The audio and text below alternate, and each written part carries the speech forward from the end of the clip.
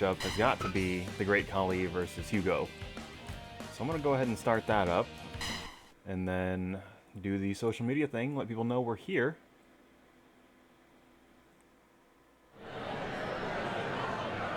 Hoi!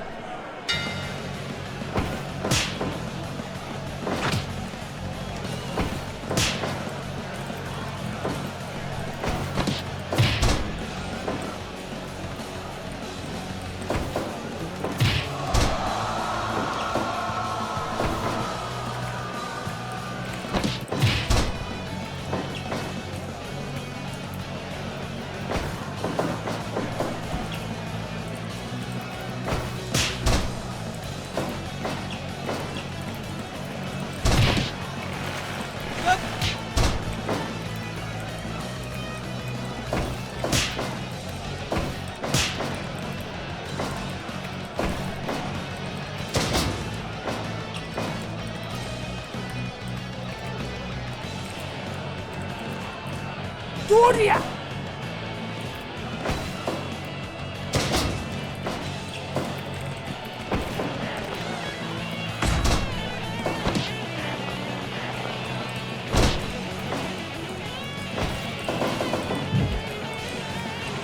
Gloria!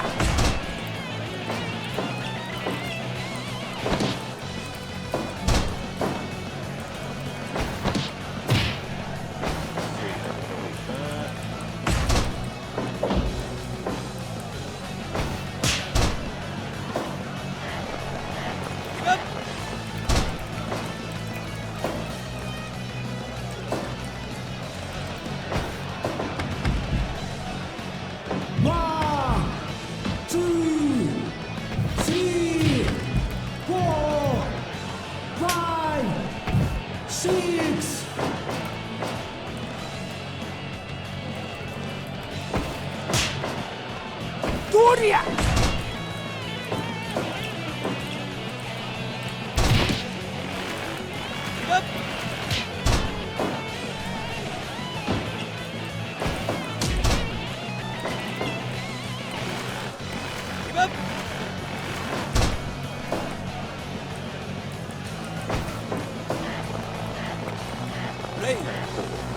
On that, post it.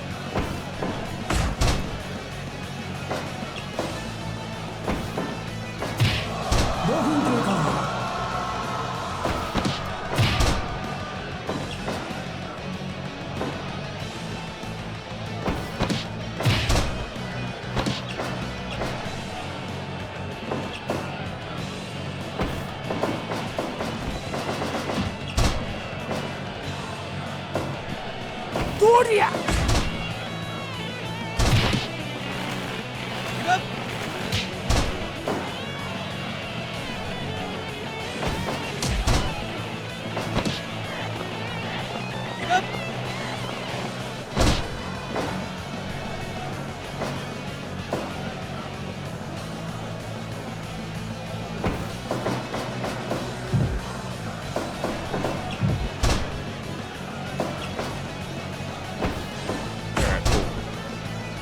Now I can actually focus on the wrestling. Hopefully the audio is good. It seems to be different every week, whether I want it to or not.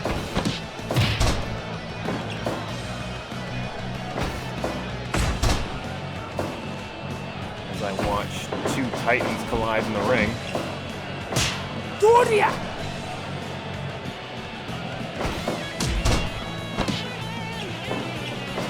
Curious what Hugo's finish is going to be in this.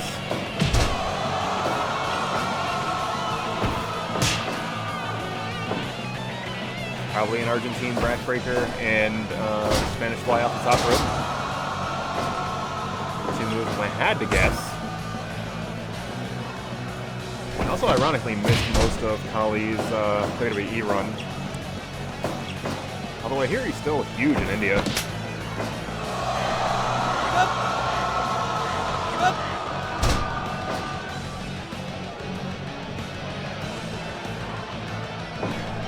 Gloria! And Khali looking surprisingly nimble for a man of his size.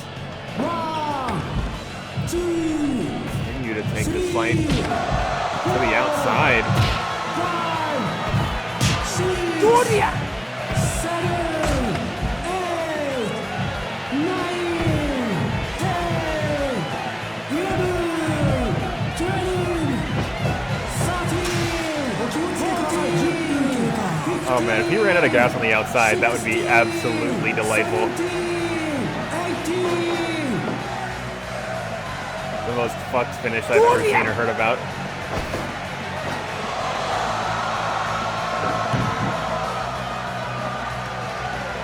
Khali's having a rough go of it.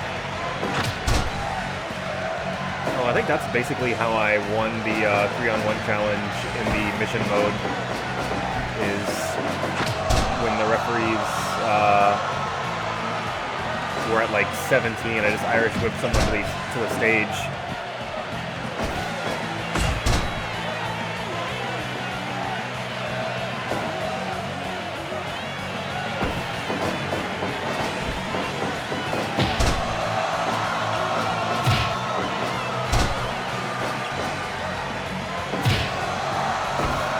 Hugo does not even look phased by that move. Khali gonna have a real rough time. Hold on. Just as I say that, that could be it right here.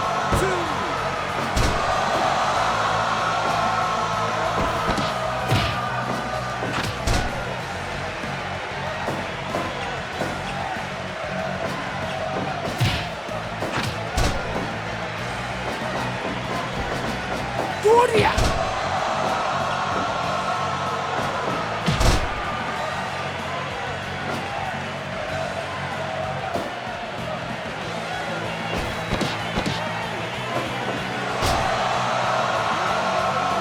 Choke slam, but Khali cannot make the cover.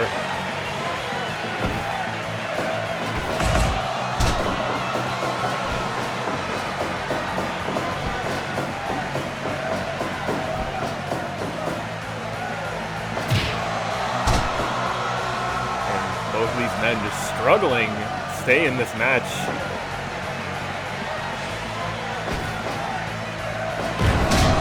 That has got to be it right there. No. I don't know where Khali found the inner strength to kick out of that hold. But the match will continue. Victoria!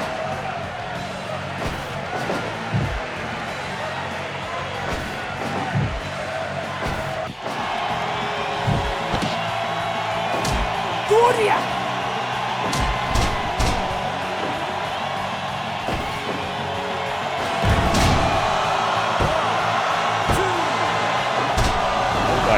God.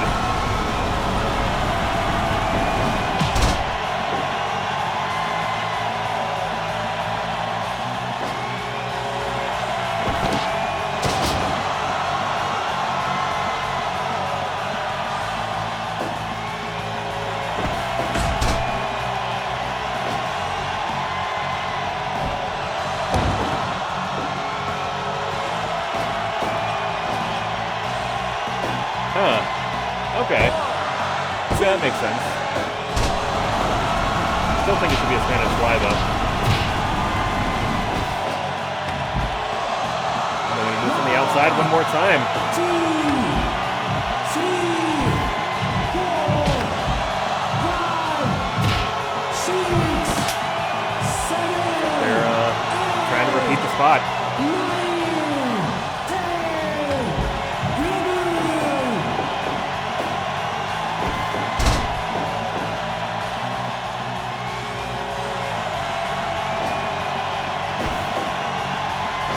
That has got to be the finish. And yet,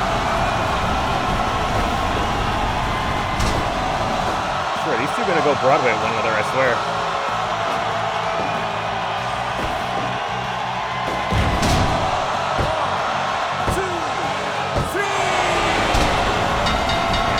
And the classic, the commentator's curse.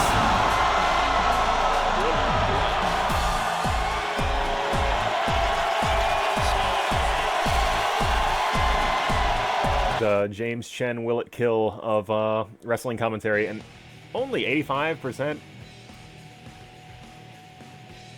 I mean, I suppose that's fair considering how much time both of them were just like standing around the ring very clearly out of gas. but also, like, damn, those two beat the shit out of each other. So, who could say if the match was bad or not? But the thing I'm going to do this time, I'm going to remember, to set the arena correctly. Where you going, GK?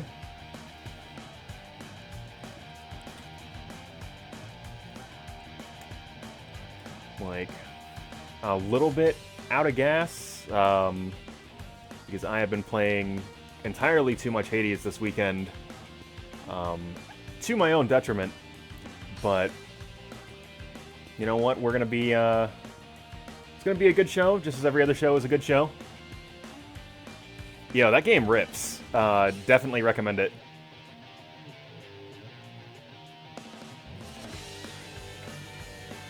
But I digress. I see Blake dropping the money Blake in the chat. Hope he is... Oh, that is also very true. Also, I mean, everybody is hot in Hades. It's a story about Greek mythology. That's kind of a core tenet of that genre.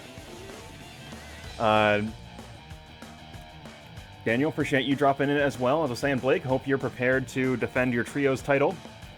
But regardless, yeah, people starting to file into Blake's House Arena, so let's not waste any more of your time, everybody. Get on your feet, make some noise for another edition of Blake's House Professional Wrestling.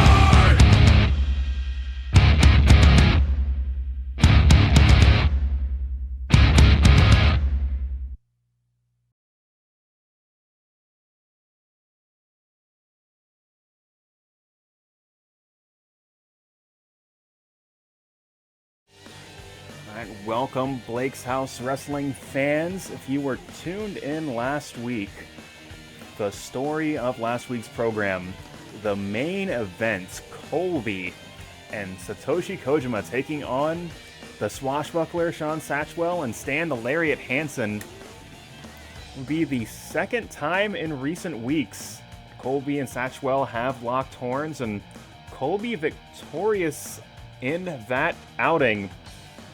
And it's going to put the two of them at 1-1, and you've got to imagine both men looking to settle a score in the very near future.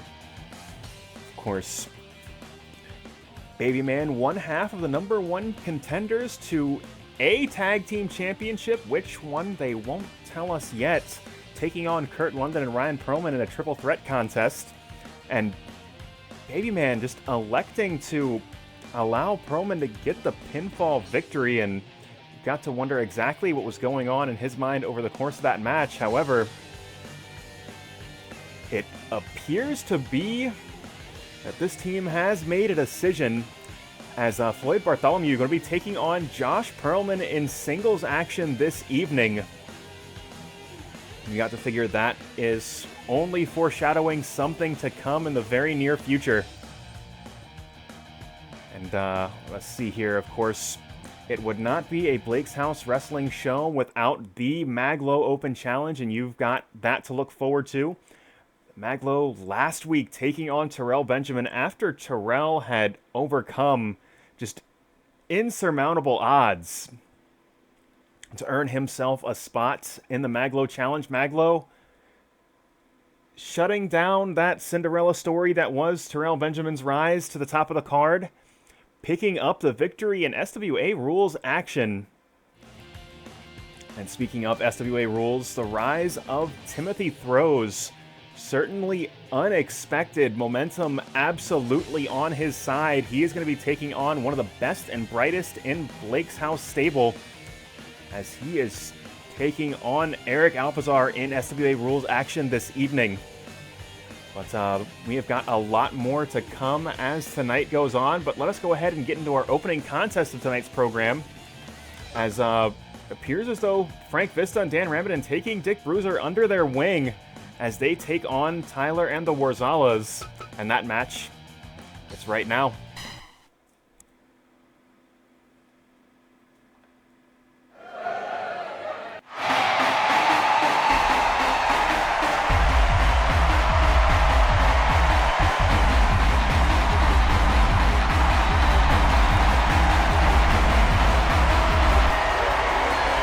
You'll remember Dick Bruiser in the opening contest of last week's program, and you can tell the frustration starting to build, as ever since he lost that Mixed Wrestling Organization Championship, he's been without direction. Could the Trios division be in his future? Well, there's only one way to tell, as they take on one of the longest tenured Trios teams in Blake's House history. As Tyler and the Worzallas make their way to the ring. All right, baby!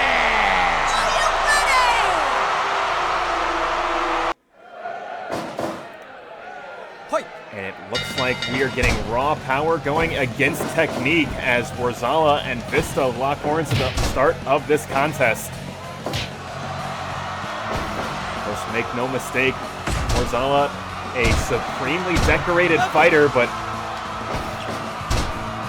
Frank Vista has more experience with a variety of wrestling styles than nearly anyone on Blake's House television, as he's competed in the mixed martial arts division. He has competed in more battle royals than anyone not named Terrell Benjamin. So his comfort level, I am sure, is just fine taking on all three members of this team. But this is a trios match, and Dan Ramitin, the powerhouse of this team, although with Dick Bruiser on the apron, might be electing to fight power with power. Hold on, here comes Christine, and a power wrestler in her own right, making her way into the ring, going for that big shoulder tackle. It is evaded by Dan Ramitin in a display of agility not typically seen from the big man.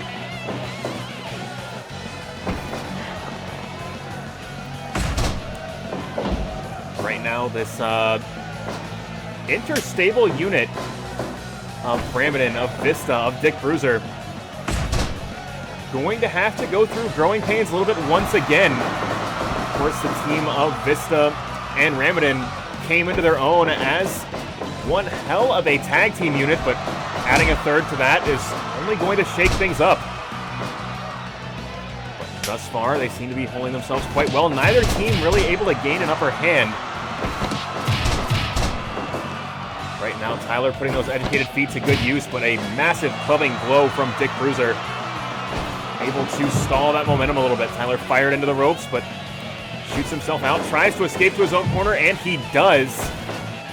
But hold on. Dick Bruiser lifting and dropping Tyler right in front of his tag team partners. And just the disrespect on display.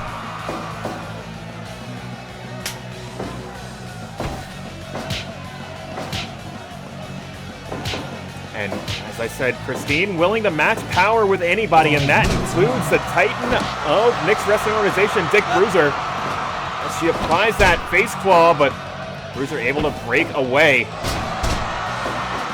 Ron Christine setting up that patented Worzallas elbow drop, buries it into the upper back of Dick Bruiser, and Dick Bruiser scrambling back to his own corner. That maneuver so very devastating. Her husband, the innovator of that elbow drop hold, but counters is just as powerful, just as critical to ending matches. Oh my god, huge headbutt. But hold on. Ramitin looking to gain some momentum, but Christine reversing, and Christine is absolutely on fire.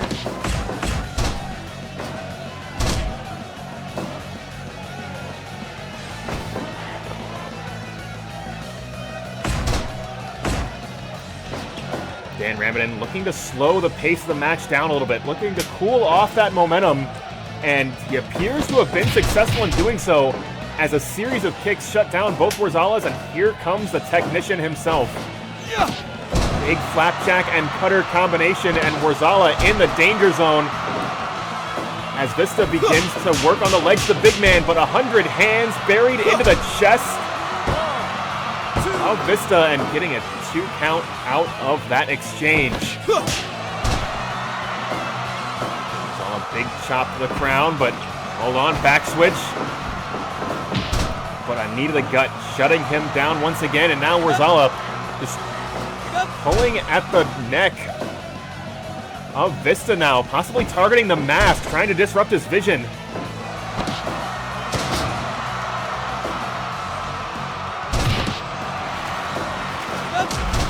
Say all 6 men in the ring, all 6 competitors rather, no stranger to fighting rough.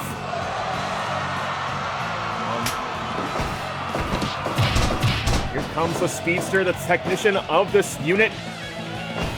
See if he can put those educated feet to good use, able to avoid that clubbing blow, but again, unable to match power with the big man that is Bruiser. 10 minutes gone. Tyler again fired into the corner, and oh my god, what the hell has Bruiser got planned?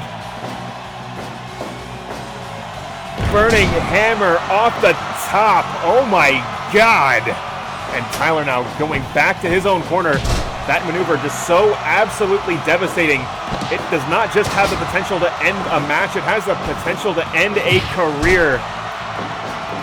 Christine again delivering that patented elbow drop center of the ring, but Bruiser scrambling to his feet, not allowing Christine to keep up the pressure, but Christine, unconcerned, going to drive a second elbow straight through the heart of Bruiser. Now a series of European uppercuts going to allow Bruiser to get back to his own corner, bring his stablemate Dan Ramitin into this match. Dan Ramitin measuring his opponent, but Christine gaining the upper hand at least for the moment, and Christine absolutely the workhorse of this team, and again showcasing she can match power with any one of these individuals. Huge kick to the gut, but Ramitin just marches right through it.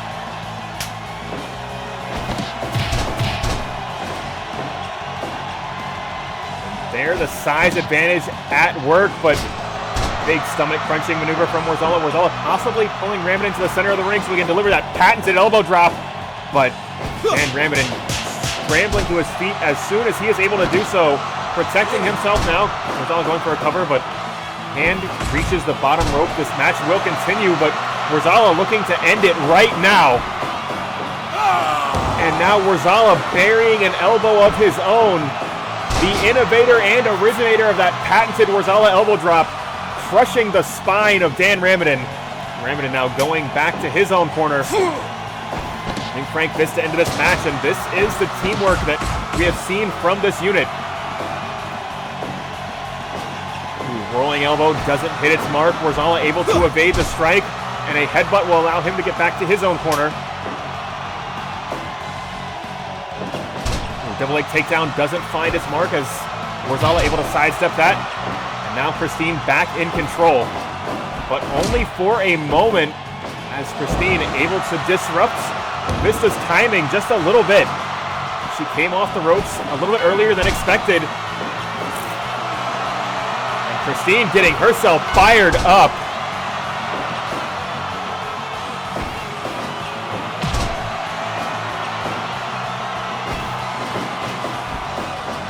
Hold on, oh my god, colossal belly-to-belly overhead suplex from Vista, and that's going to send him back to his own corner. Get a fresh Bruiser into the ring, goes for that big spear, but Christine able to sidestep it. Guillotine-like leg drop draped across the back of the head of the technician, Frank Vista. This is still very much anybody's match. Dick Bruiser looking to put this one away right now. Huge spear, folding Christine in half, going for the cover one, but only getting one. Tyler coming in to make the save at a critical moment as a sandwich lariat flattens Vista, but a press power slam shutting Christine down now. Christine trying to get back to her own corner, bring her husband into this match, but a series of boots shutting down this Worzallas unit.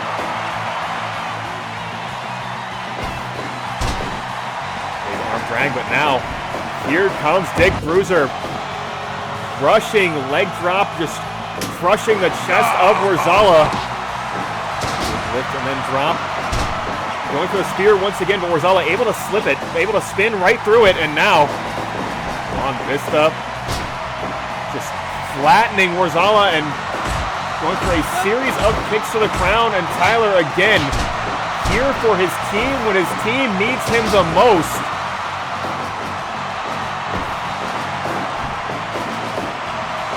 Switch, but Worzallas had it scouted.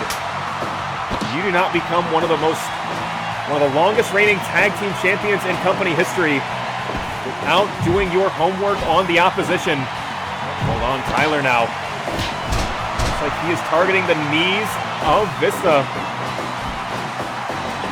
Such a dangerous proposition. Belly to belly suplex, just launching Tyler into that corner turnbuckle. You could see his back and neck just colliding with the top and middle post. Finish! Big super kick from Tyler. That could be it right there. 1, 2. And Ramitin making the save. And oh my God, just a series of kicks to the crown. And Dick Bruiser didn't see Worzallas coming. The two men collide in that corner. And now, again, Dick Bruiser going for that colossal spear. But the agility of Christine just a little bit too much for him at that particular moment. And now it's two titans in the ring trading blows. Christine calling for the end, burying a pair of boots into the chest of Dick Bruiser. Again, chopped to the chest, but Bruiser going to create an opportunity, able to get back into his own corner, fires himself into the corner, just crushing Christine against the turnbuckle, but hold on, sit out facebuster, that has got to be it. Tyler able to cut off Frank Vista, but Dan Ramitin able to kick out. This match will continue. Big guillotine-like leg drop, this time draped over the throat of Christine. And now a series of wild shots.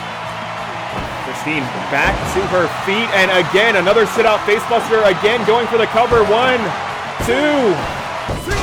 count fall. If at first you don't succeed, put this man in the mat again.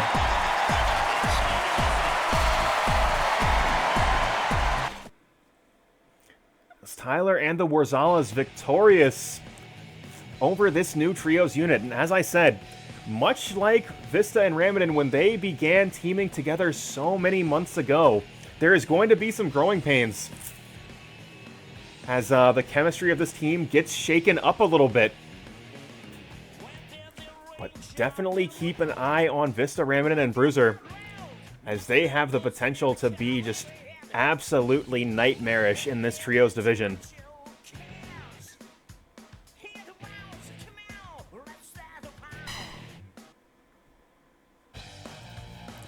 Okay, Price, appreciate you stopping by as well. We're going to keep this show rolling here.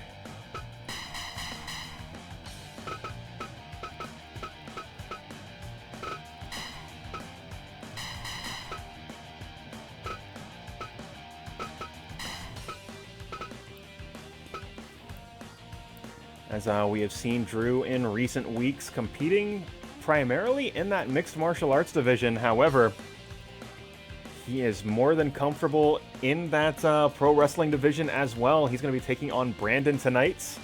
And that match is right now.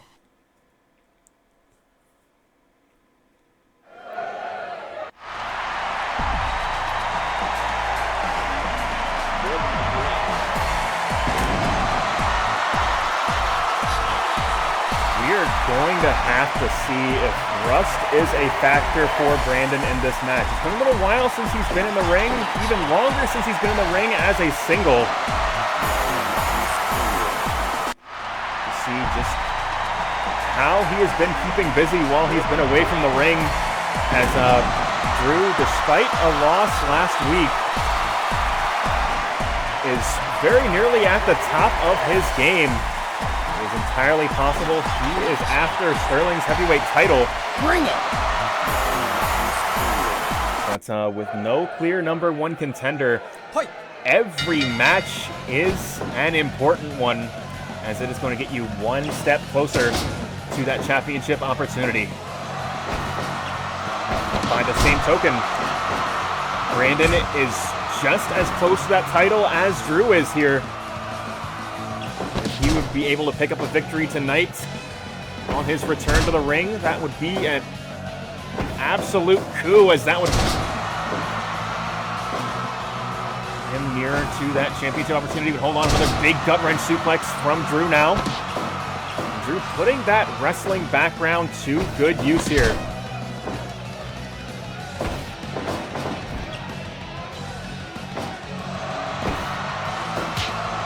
Brandon, more of a brawler, and that is not the sort of fight that Drew has been in recent weeks. As he took on Timothy Throws, took on the Buku fighter, the hero of Buku City, and those were wrestling matches. That was a submission grappling contest. You know, he did not have to deal with the closed fists of Brandon here.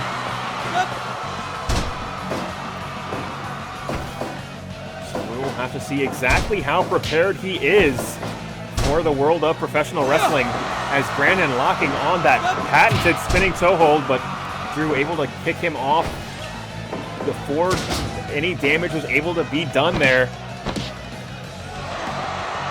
And now a combination arm and neck hold employed by Serpa now.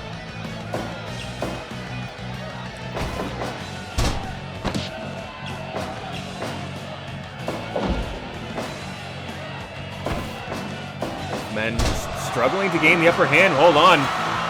Sleeper hold locked in, but Brandon able to get a foot on the bottom rope, and Drew just showcasing just how much better of a pure wrestler he is, but Brandon answering back with a series of closed fists and locking on the spinning toe hold. Brandon making a compelling case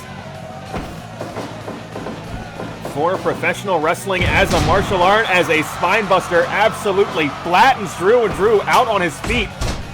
Swinging back with that European uppercut, goes back into that mount position and transitions into the scarf hold.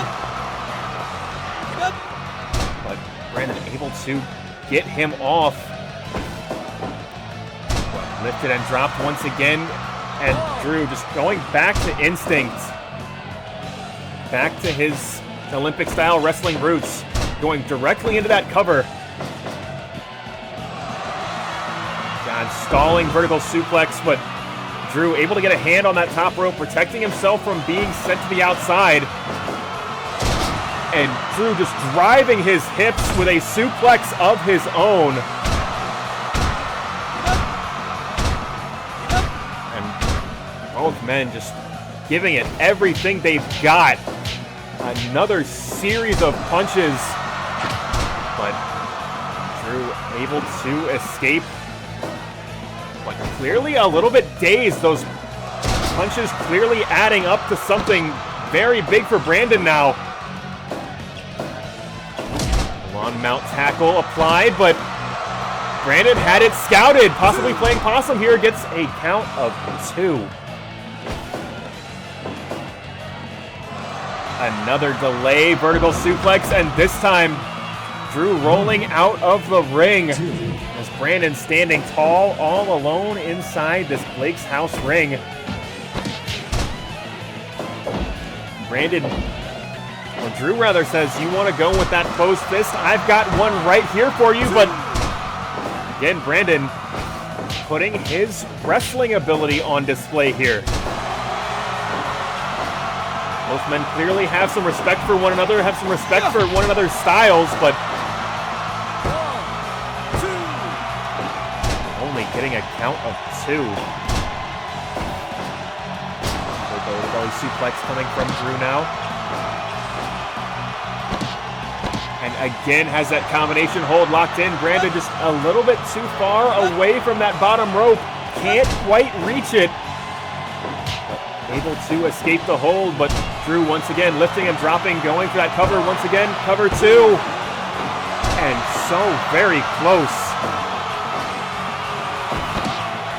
And even after those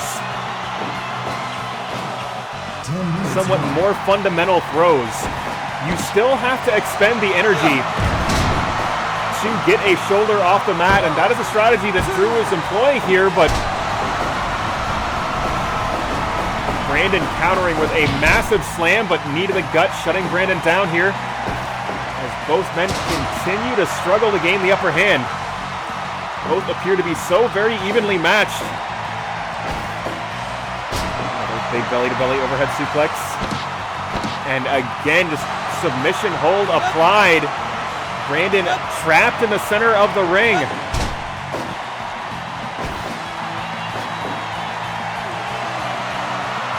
Another stalling suplex, but looks like Brandon calling for the end here. Is that going to be enough? He took a while to apply the cover, and that cost him, as Drew able to get a shoulder off the mat at a count of 2.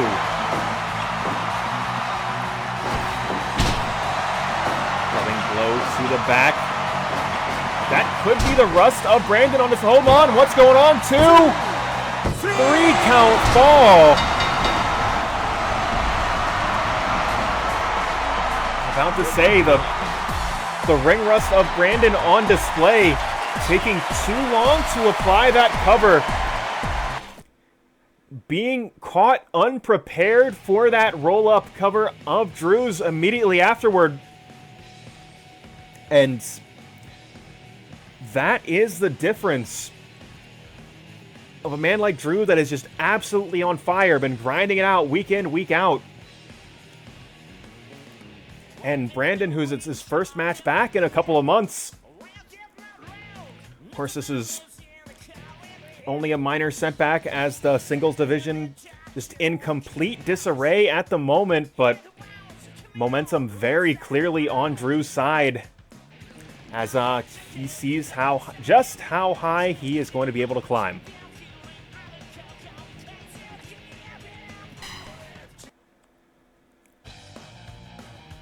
But I digress. We are about to go into one of my favorite moments of the night, and I hope it is yours as well. We need to figure out who is going to be competing against Mag.Lo this evening in the Mag.Lo Open Challenge, and that means 8-man over-the-top rope battle royal.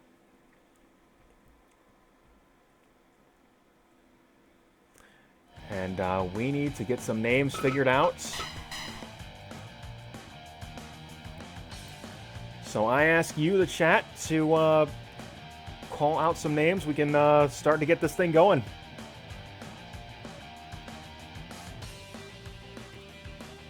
Well, Starlight Kid and Abel, you know what? I'm cool with that. They worked one hell of a match last week.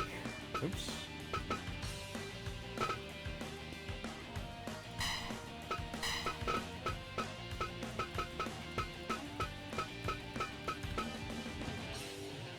Sure wish I could read. Let's see. It's probably the one that's 2 characters. Nope, that is Bison. You hate to see it. Want to see Duck King? I can do Duck King. See, this is something that I really should have considered. Actually, probably should just, even before the character loads, see the move list. There we go. Something I should have considered when I downloaded these characters is that I would not be able to find them later, but I digress.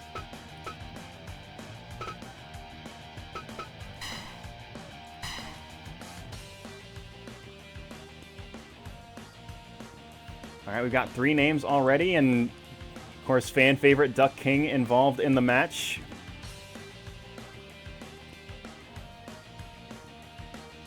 You gotta say, you know, if you were tuned in for the pre-show match on the subject of fighting game guys, Hugo and, you know, Indian wrestling legend, the great Khali, put on one hell of a match.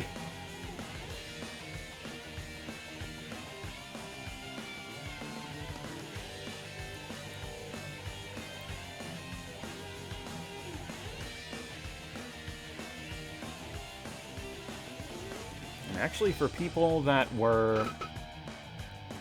you can request anybody as long as I have them. If I don't have them, you know, you can shoot me a message just so I can download them for next week. But yeah, you can request whoever you'd like.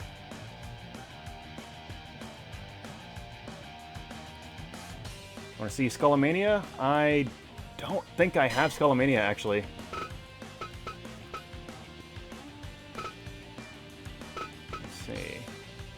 Oh, I lied. I do, in fact, have Skullomania. I mean, if you'd also like our Mika, that is totally fine as well. We need 8 people to fill this roster out. As I was about to say, there is somebody I'm going to add because I was impressed by his performance last week. Let's see. I'm going to put in Fred Durst because, you know what, he fought pretty hard in the trios match. Now we are... you can see the real people list momentarily.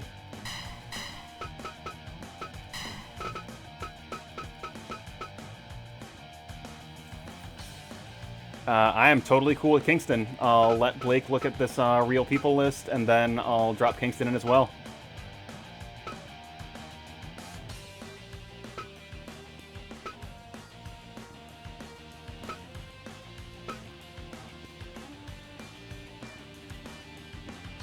I am totally okay with Tony Hawk. That is why I downloaded Tony Hawk.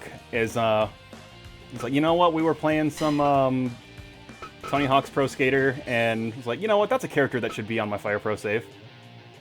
I think I have... let's see. I think he's... There we go. It's like I don't have current...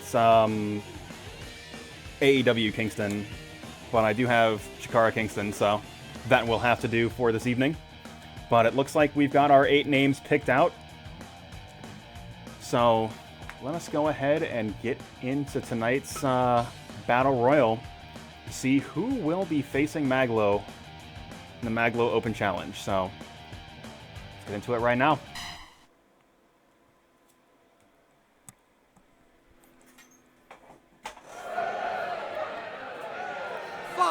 Keep an eye on the left side of your screen as we've got Joshi versus Joshi, but it's like Starlight Kid and Mika electing to change dance partners early. And a series of palm strikes. Hold on, Tony Hawk immediately just beefs it on the outside.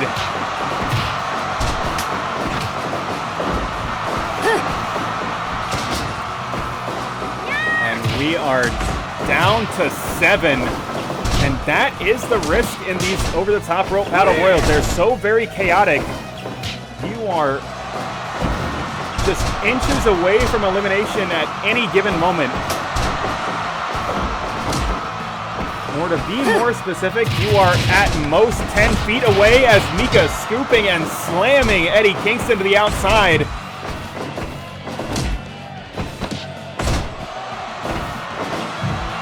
One of the greatest promos in pro wrestling today. And back to the locker room. Abel and Duck King battling it out. And a series of forearm smashes as Mika just plants the boots to the back of Fred Durst. Getting that charged roundhouse fired up. Give up. On Durst. Shot into that blue Gatorade corner as Starlight Kid running the width of this 20x20 as Mika and Abel now battle it out. And this one very well may be a dream match. But I believe this is Skullamania's Blake's House Wrestling debut, so if there's anybody to keep an eye on, it's going to be him to see how he handles the pressure. Hold on, Mika with another elimination. And Rainbow Mika out for blood.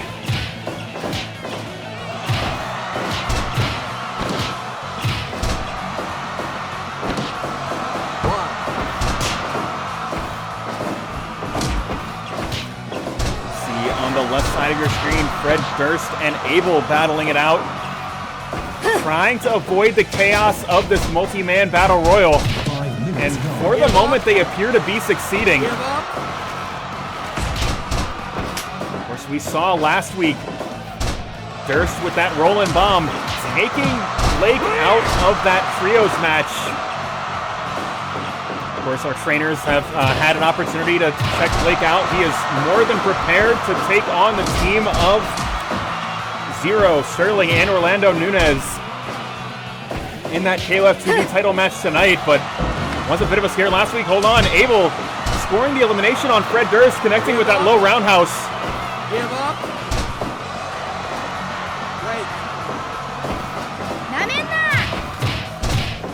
Series of forearm smashes. Starlight Kid in excellent position, but Mika cutting her off with that stunner.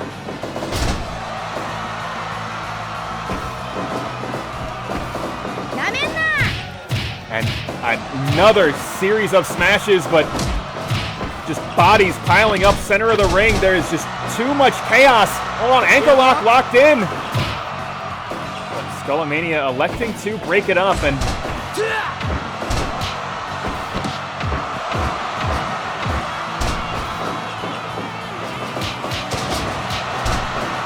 delivering that devastating series of blows. This time, a flurry delivered to Abel, but hold on. Oh my God! Leaping pile driver, crushing the skull of Rainbow Mika. Mika in trouble, but somehow on instinct alone, able to escape the pressure from Abel. And hold on, Skullamania, surprise roll up, but only getting one as Mika breaks it up. And again, another stunner just shutting down Starlight Kid, and Mika standing tall in the ring.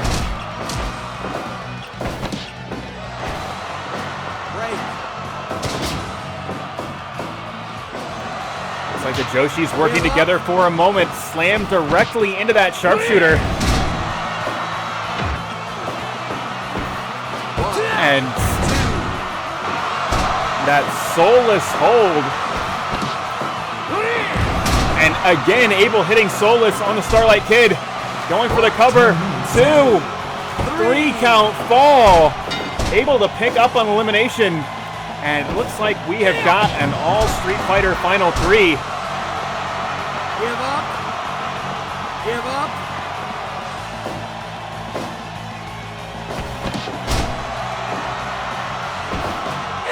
On step up, Inseguri connecting.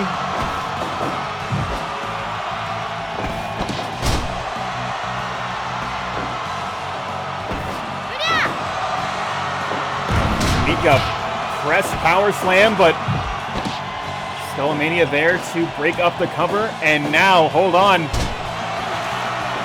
Give up.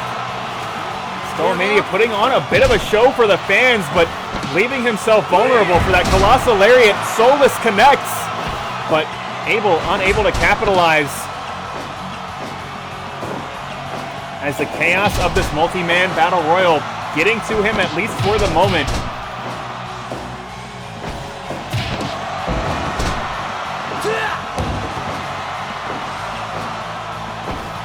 Mika connecting with that V reversal on Abel. Abel just taking a moment to breathe.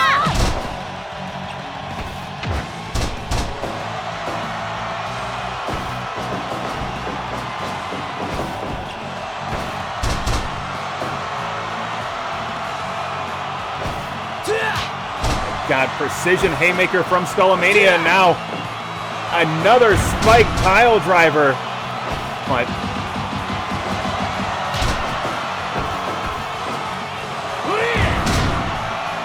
a colossal spinebuster and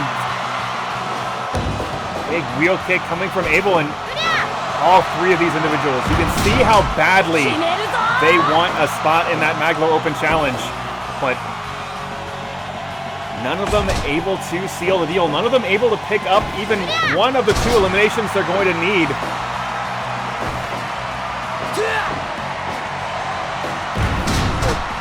Huge leaping pile driver, hold on. Back switch. Twisting Frankensteiner, but Abel, hold on. Looks like he may be trying to get Mika out of this match. Maybe sees her as a greater threat. But Skullomania doesn't seem to care who he is fighting against. He is putting the boots to everybody in this match. And yes, Abel, hold on. Mika kicking out, somehow getting his shoulder up. Poison, Frankensteiner, step up into Gary. Skullomania coming at these two like a house on fire.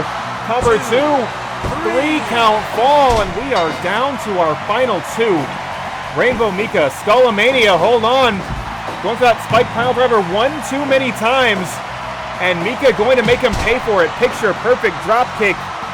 Colliding with the face of Skullomania, but a precision haymaker answering back. Mika had him caught, cover 2. Oh my God, somehow, some way, Skullomania able to escape, and now just showcasing his technique, showcasing his charisma to Blake's House Wrestling Arena. Mika going high risk, big moonsault off the top, but Skullomania getting a hand on that bottom rope. This match will continue, but for how long? Massive flying hip attack. Is that going to be up? Shooting Peach? No, Mika doesn't seem to think so. Now Skullomania going high risk. Colossal frog splash, but both individuals down. Mika now to her feet. On triangle Lancer locked in, but Mika getting a foot on the bottom rope, and that almost certainly was it. Hold on. Press, power slam, goes for the cover, but Skullomania getting a foot on the bottom rope, but Mika. You know, I said once about Rainbow Mika, she has summoned 1,000 turnbuckles and never drew a dime, but here she is. Standing tall in the center of the ring. One of the most decorated wrestlers in the first season of the Street Fighter V circuit. Now taking her shot at the world of Blake's House Professional Wrestling.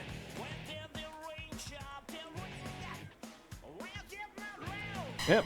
Honestly, because I'm sure you've been around long enough to know, you know, we have the Trios division. You can just suggest something that would be a cool team to have in that match. Now, what I will say as an asterisk there is I usually pre-book that match, but hey, if you've got a team that you would want to see in that match, let me know. I don't have a whole lot of issue with taking some feedback. That is what that match and that is what the Open Challenge is supposed to be for, is to get people that the viewers want to see on my show onto the show.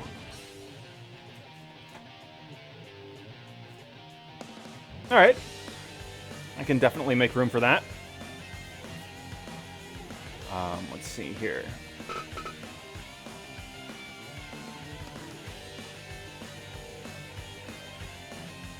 And actually, if you don't mind dropping me that message on Discord, because I will absolutely forget about it by the time I need to remember that information. But, yes. Yeah, she is, yeah, she's from Stardom, and I mentioned this last week. I've got kind of a blind spot with a lot of Japanese wrestling, so I know she is somebody, like, in Stardom, but I don't know a whole lot about her otherwise.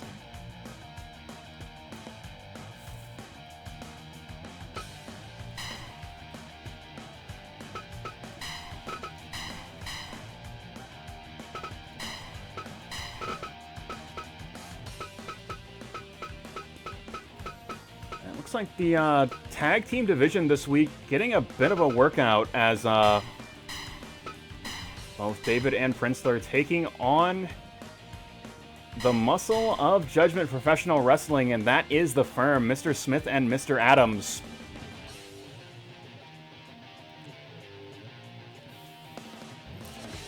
So we've been seeing a lot of David recently, and it's only a matter of time before we figure out exactly what it is that he is up to in the world of Blake's House Wrestling. But right now, he is up against a wall that is the enforcers of JB3 and Judgment Pro Wrestling in the Firm. So let us go ahead and get into this match right now.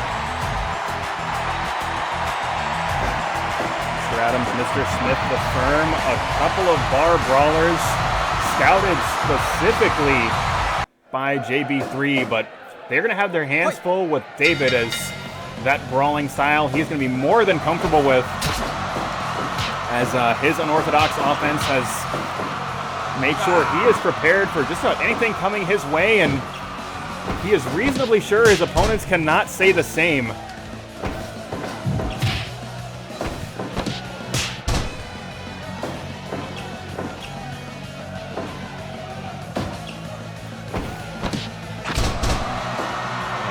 Thus far, he has been able to outmaneuver Mr. Smith, but here comes Mr. Adams, and that patented double power bomb the Firm is so well known for.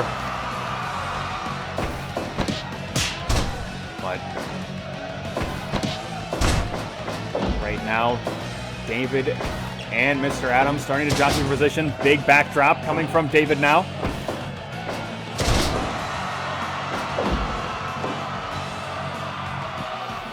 Like David going back to his own corner, bringing Princler into this match. And it looks like they're going to give the Firm a taste of their own medicine with a double power bomb of their own. And Princler delivering a big European uppercut. But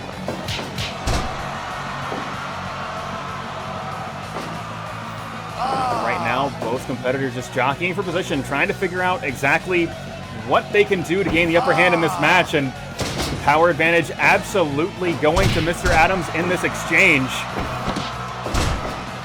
And Princler just unable to grab a foothold to get him in a position to win this match. But hold on. Series of boots to the chest. And going for the cover early, but not even able to get a count of one. Mr. Smith powering out of that pin attempt.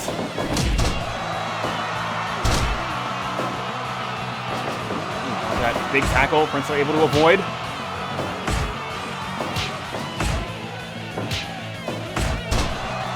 It seems this brawling style just not gelling well with Princler. They're unable to really get anything going, but let's see if David is going to be able to squash this momentum, but not before Mr. Smith does that. This amazing display of power, flattening David into the mat. And it is all the Firm right now.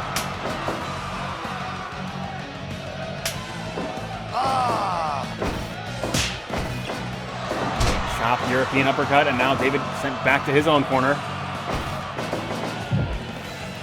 Princler fired into that blue Gatorade turnbuckle. And again, the sprawling style of the Firm just so very relentless.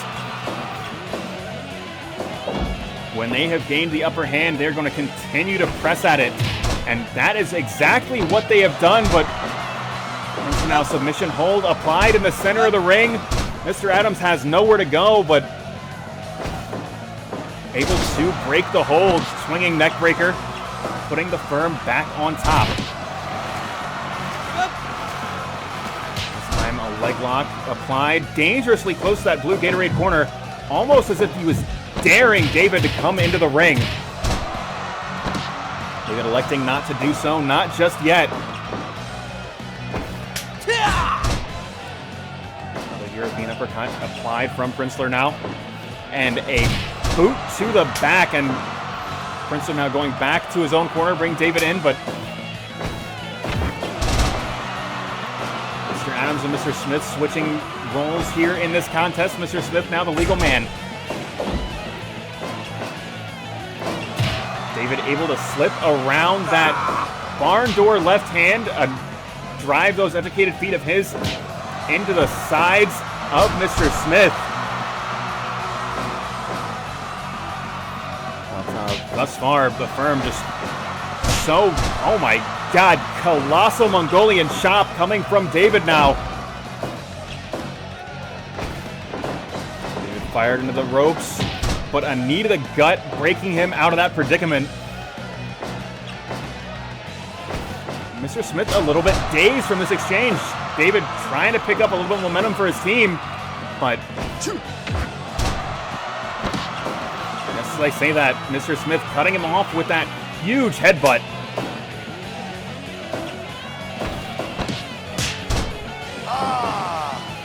David able to escape to his own corner, bringing Princler into this match, but a series of kicks to the chest, shutting this Princler and David unit down. Princler fires Mr. Adams into the ropes, goes for a lariat, does not find its mark. Mr. Adams just a little bit too crafty, a little bit too smart for that, and a stomp to the shoulder, possibly targeting the arms of Princler now. Big forearm smash.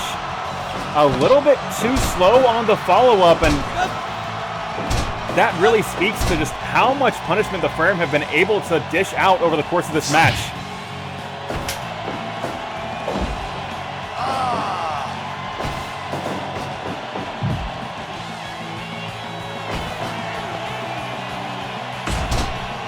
Trying to reposition their opponents now. Big swinging neck breaker.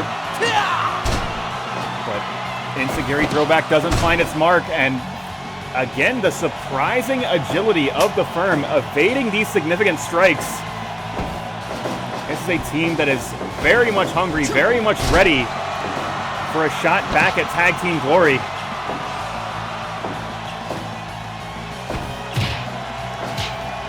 Right now, trading blows.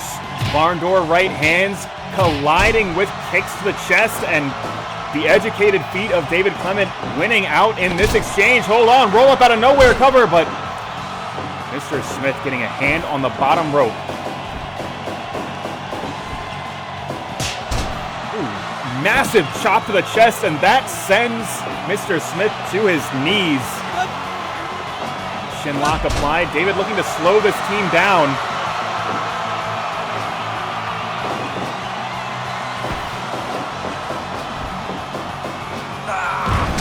Picture perfect spine buster, and Mr. Smith again just grinding it out, wearing David down, and another patented Firm double power bomb, and going for the cover. Princler's got a long way to go, but they're able to hold on. Big knee bar locked in.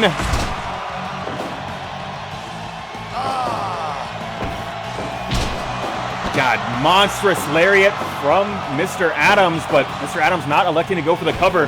This match will continue, at least for a moment, as a pile driver brushes the neck of David Clement, but David fighting his way back to his own corner, bringing Princler into this match. That headbutt buying him just a little bit of time, as does that double chop, and again, Princler going back to that knee bar. But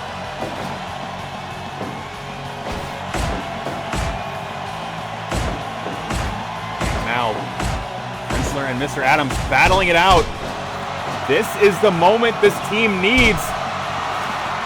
Princler continuing to apply pressure, continuing to just wear down the legs of Mr. Adams, but hold on. Big backdrop going on here.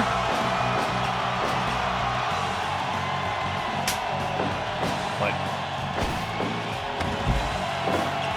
Mr. Adams getting some relief, able to get back to his own corner. Mr. Adams and Princler battling it out on the outside as David possibly going for that pop-up power bomb, but that was denied as the firm just so well scouting their opponents, as they always do. Big neck breaker.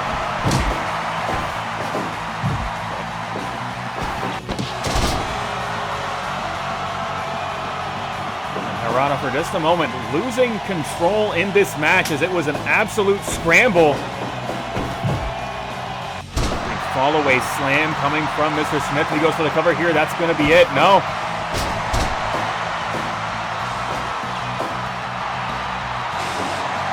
And the poison mist fogging the glasses of Mr. Smith, but Mr. Smith doesn't need to see David to dump him to the outside.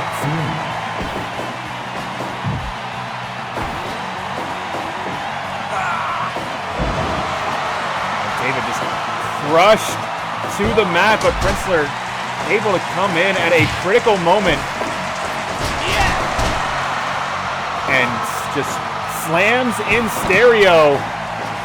David now lift and drop, getting himself fired up. Coast to coast springboard, elbow connects. David able to get back to his own corner, but so is, oh my God, unblockable connecting. Shutting down Mr. Smith, but Mr. Adams, the legal man, bear hug applied. Princler able to get a hold of the top rope. So signaling for the end, buries an elbow into the lower back of Mr. Adams.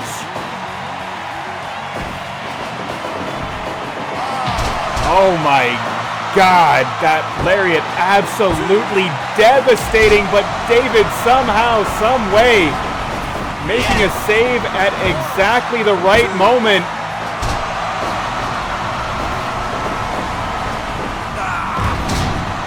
Spine buster connecting, and Mr. Adams, another monstrous lariat. That has got to be it. Cover two. And somehow, some way, Princler able to get a shoulder off the mat.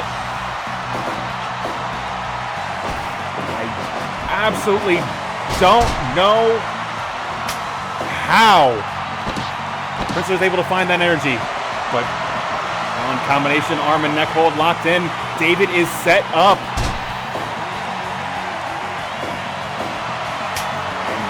It's like the firm has just lost control of this match. They were so very effective in the opening minutes, but it's like this Princler and David unit has adapted, and a big part of that is the unpredictability of David's offense.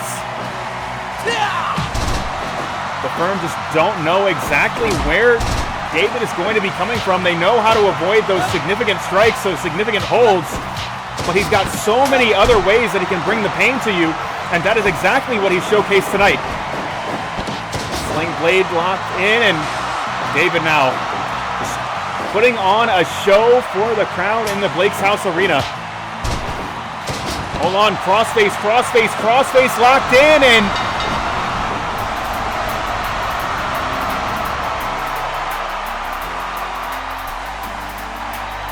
unit of Princler and David able to overcome the odds, able to just overcome the beatdown that the firm had applied in the opening minutes of this match, and somehow find a way to utilize that inner strength to pick up the victory.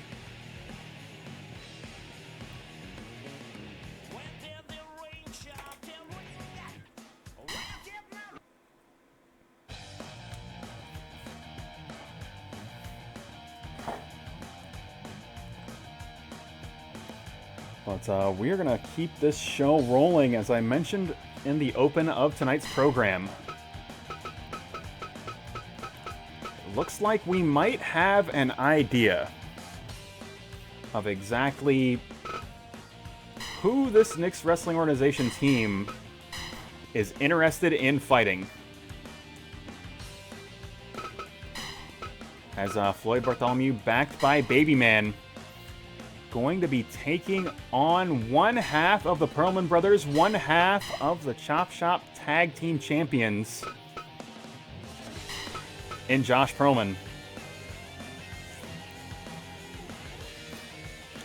Of course, Bartholomew went toe-to-toe with Ryan Pearlman last week in that triple threat match, but elected not to break up the decisive pinfall. Unclear what was going on in Babyman's mind. Whatever the case may be, Bartholomew and Josh Pearlman going to be squaring off in singles action, and that's next.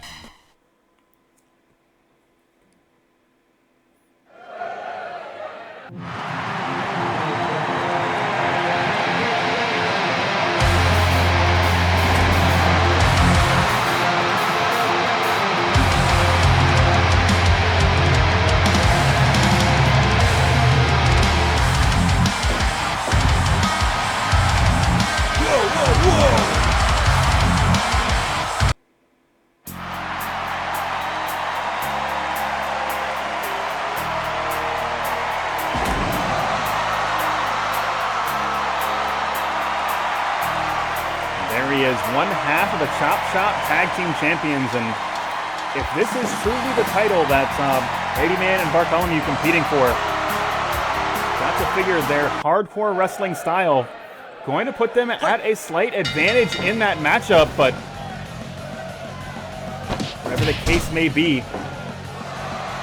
this is a normal singles match. Disqualifications, rope breaks, and no manager interference. Means Bartholomew is going to have to out-wrestle Josh Pearlman, and despite the smaller size, Pearlman using leverage to gain the upper hand in that test of strength. And that is exactly what Bartholomew needs to watch out for, the technique of the Pearlman brothers. Nothing short of immaculate. That is exactly what got them to the top of their division.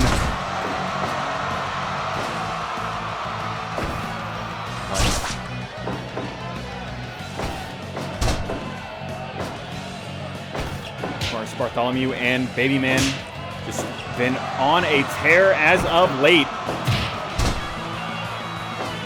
This team looking close to unstoppable, minus the single black spot on their record of the team of Zero and Sterling.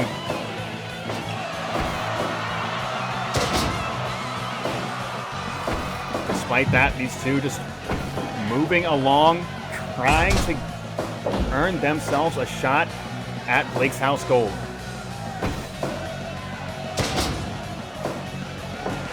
Someone going for the cover, but Bartholomew kicking out before even a count of one, and colossal jawbreaker connects. Ooh. And Floyd Bartholomew dropping 400 pounds of pressure onto the chest of Josh Pearlman.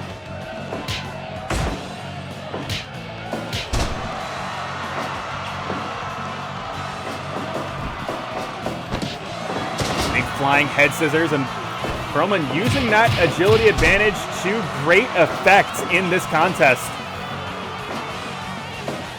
But despite that, Floyd Bartholomew, they call him Big Nasty for a reason. This man is a colossus, and trying to bring him down and keep him down is one tall order, as a colossal chop connects, and now Bartholomew getting ready to deliver that giant worm. What's your favorite Gears of War?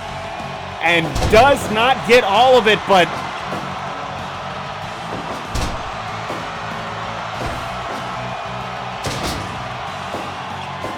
Pearlman feeling it all the same.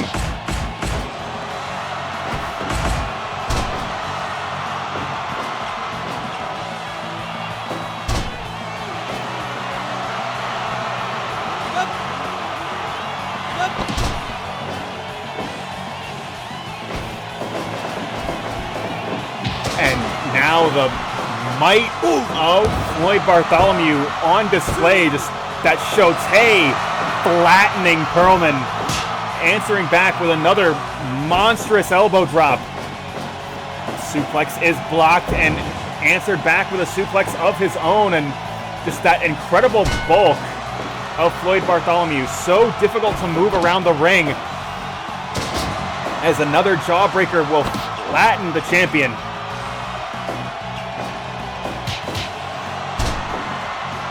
And tagged once, twice, and now another kick to the lower abdomen. Hordak going to let them fight. Stroke connecting, and again, just burying 400 pounds, this time into the back of Josh Pearlman. Josh Pearlman scrambling to find something to grasp onto to get back into this match. But whoa.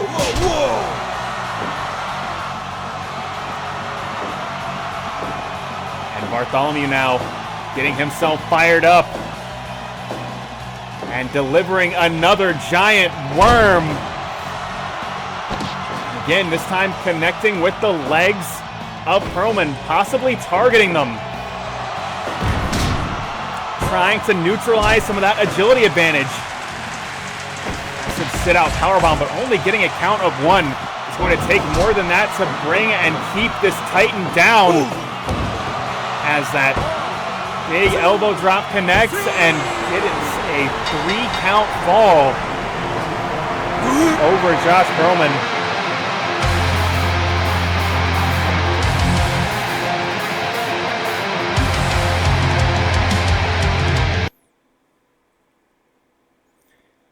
As I said, if it was not apparent which tag team division they are interested in focusing on, has got to be that Chop Shop division. Floyd Bartholomew went into this match looking to make a statement that he will not be stopped, he will not be moved. And he was able to defeat Josh Pearlman in decisive fashion.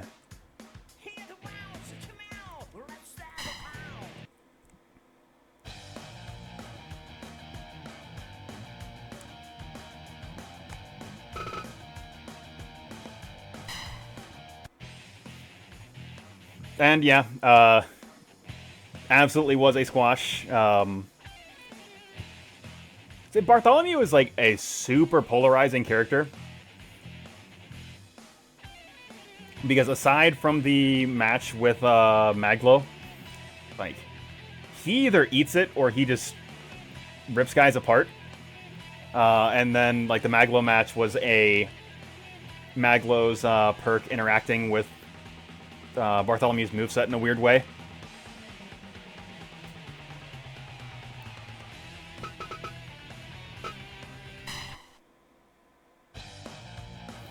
But, it's a bit of... I say this all too often on this stream, but the game is the game. Sometimes it will do that to you. Because, yeah, it's not great to make the champions, like, eat shit before their potential matchup, but sometimes it's like that.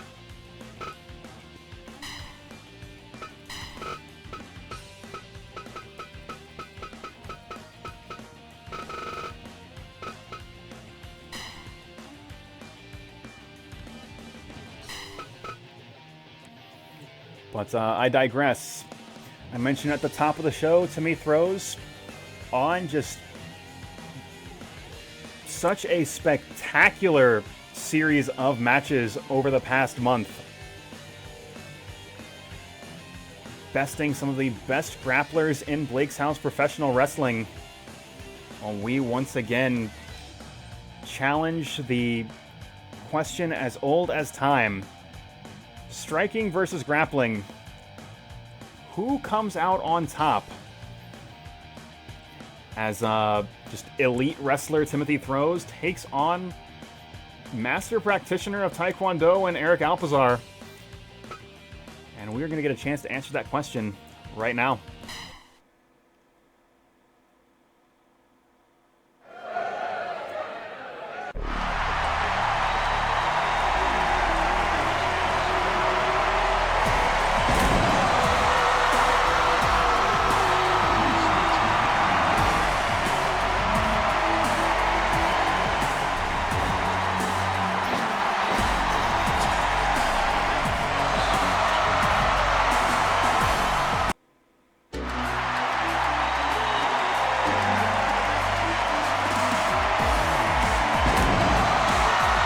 Alpizar we saw over the last couple weeks. Both he and his wife taking on the team of Nick Vidala and Laz Cobb. If we were to be keeping score, the Alpizars won that 2 out of 3 exchange, but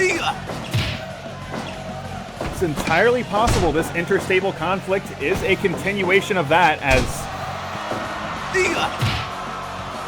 this is Eric Alpizar going up against a red-hot Timothy Throws. Alpizar putting those powerful kicks of his to good use. Timothy Throws answering back, doing what he does best, lifting and slamming people to the mat. Both Alpizar and Throws trading blows, neither of them able to get any of those significant strikes. Hold on, double leg takedown applied, and now a series of forearm smashes, but Timothy Throws, just an expert in the field of grappling, able to break out. But just as I say that, it's like Alpizar adding some submissions to his tool set, and you could see the frustration on Timothy Throws as he just delivers those mounted punches.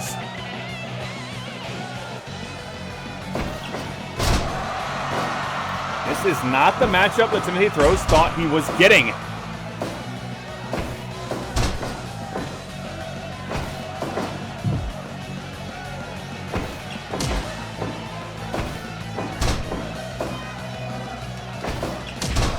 Big low roundhouse from Alpizar, but Timothy Throws rolling through it, getting back to his feet immediately.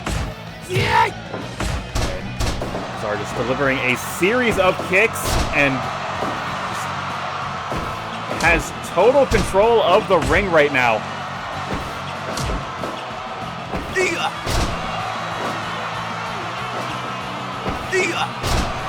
As I say that, it looks like Timothy Throws answering back with a series of throws of his own.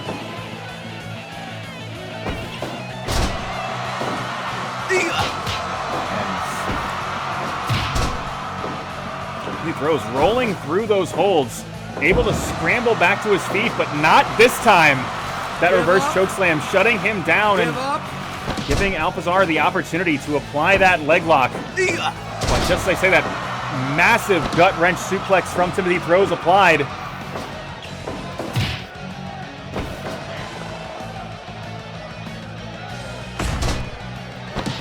And deadlift German suplex cover 2. But only getting 2. And Alpizar again going with that knee bar. It looks like he's interested in tapping out the wrestler tonight.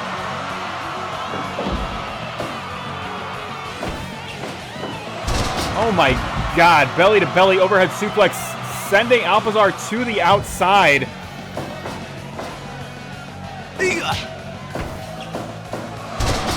And Timothy Throws living up to his name, just launching Alpizar around the ring, and you can see that just adding up. Alpizar trying to get himself fired up, trying to get the crowd fired up for him. Give up. And a big low roundhouse. Alpizar just tries to get himself into this match, but a slam from Seal City, dropping Alpizar to the mat. But knee to the gut, cutting that momentum off, and once again Alpizar trying to get the crowd behind him, trying to get Blake's House Arena on his side. Big lift and then drop, and Mario starting his count as the crowd trying to get behind their boy. As a series of kicks connect.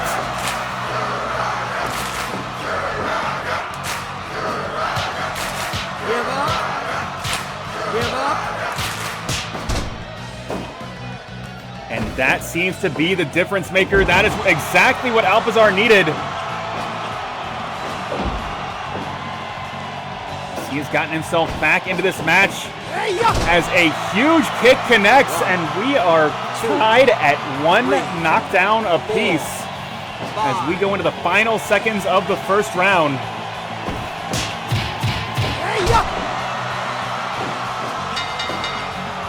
And if you were keeping score at home, I think that first round was a tie.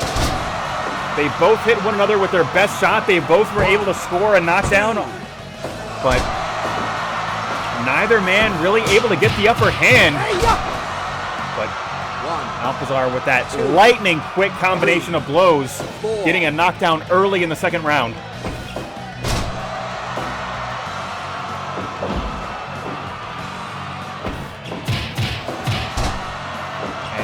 Another, this time, series of punches. Oh my God, devastating kick, and then transitioning immediately. And as I said, Alpizar possibly looking to tap out the wrestler here.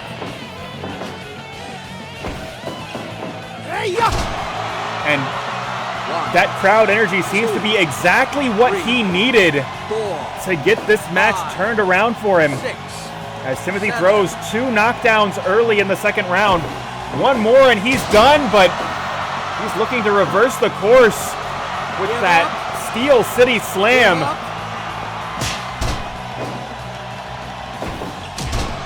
Big low roundhouse from Alpizar, and Alpizar going to keep up the pressure.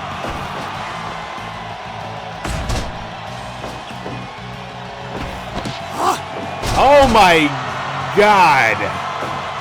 Alpizar dropped right on his neck, and that is going to be a knockdown for Timothy Throws. And it is absolutely anybody's match. Big boot to the head. Mario going to let them fight. At some point, you've got to protect these fighters from themselves. They're going to keep getting up, keep fighting. Oh my God. Roaring elbow buried into the forehead of Alpizar. And STO will shut the wrestler down.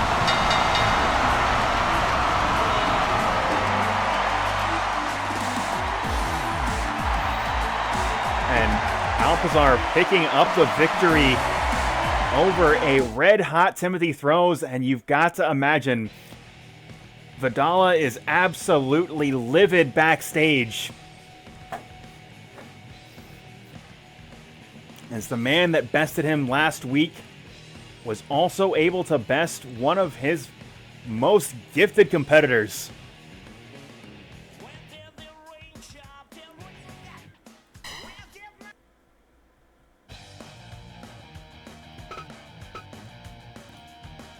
This time it is literally impossible to make the same mistake I made last week, because I need to set a title match in a match that stipulation won't let me do that. As it is once again time for that King of Fighters Television Championship, and it appears as though Zero Lopez and Orlando Nunez coming to an understanding last week. Longtime friends and rivals going to be teaming together to take on this team.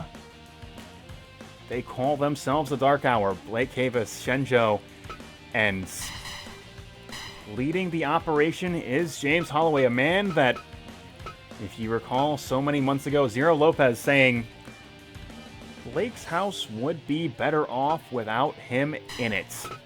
Well,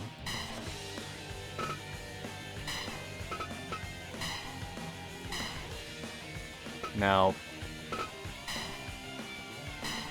here's the question I asked you, the chat. So the first person in the stable determines the walkout music. right? Now, this is going to put us in a bit of a dilemma, as this is, like, by objective standards, Zero's feud, right? He has built this dream team to take on James's team. So, in my head, Zero's walkout music makes sense. But on the other hand, Orlando Nunez does have the best theme in professional wrestling. So, it is a conundrum that we are in, and Blake already answering. And, yeah, it looks like GK corroborating. So, you know what? I am never going to complain about people walking out to Orlando's music.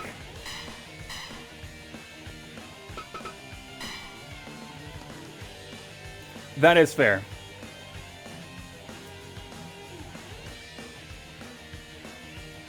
But I digress. This is going to be the first time Zero Lopez and James Holloway have shared a ring in months. As Holloway denying Zero that singles match time and time again, saying, "You've got to fight me here." Well, Zero has showed up. So we will have to see exactly what is going to happen between these two teams. And that match, it's right now.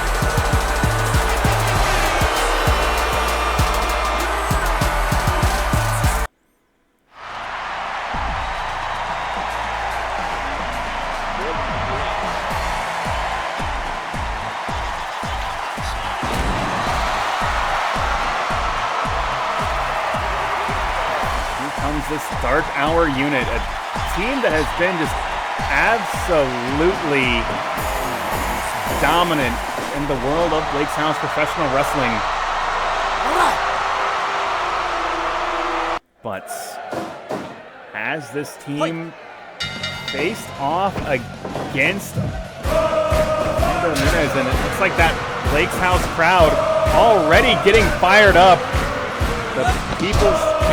The crowd knowing exactly who the favorite in this matchup is, or at least who their favorite is. And that could be partly why Zero sought Orlando's partnership.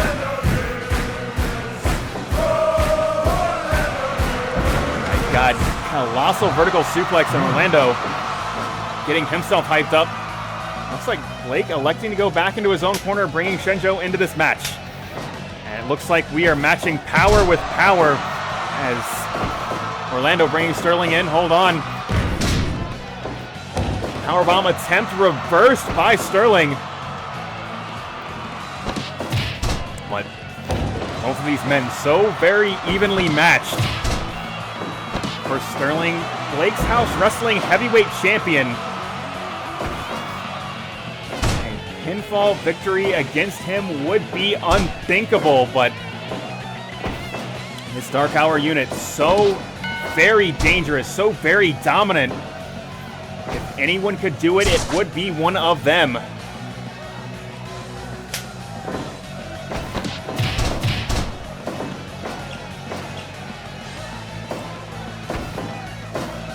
Hold on.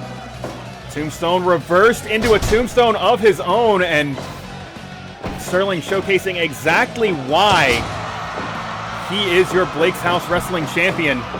Springing to his feet, not allowing Holloway to continue that offensive effort, but hold on. Second chime is the charm with that tombstone pile driver, but hold on, here comes Zero Lopez. But Holloway shutting that double team effort down.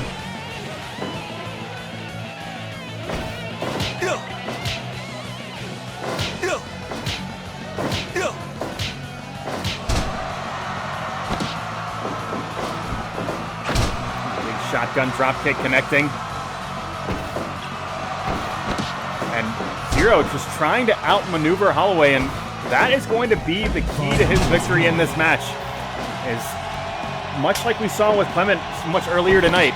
He can come at you from so many different ways, and he is going to need every single one of them to be able to beat this powerhouse of a team.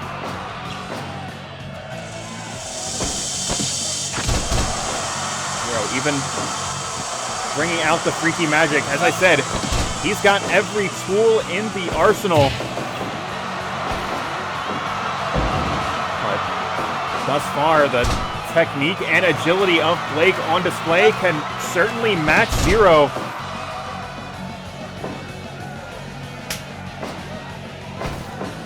Big double drop kick from Zero and Orlando. And Orlando, for a moment, was going to go to the ropes, but Blake scrambling to his feet, denying that flashing elbow attempt. Hold on, roll up cover, but Orlando able to escape.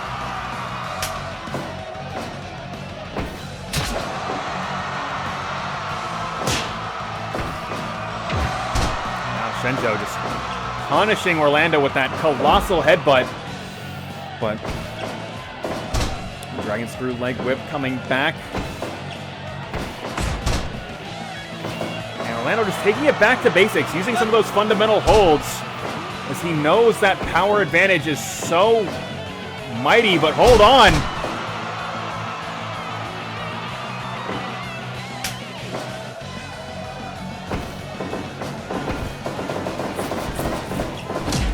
And a bit of confusion orchestrated by this team of Sterling and Orlando.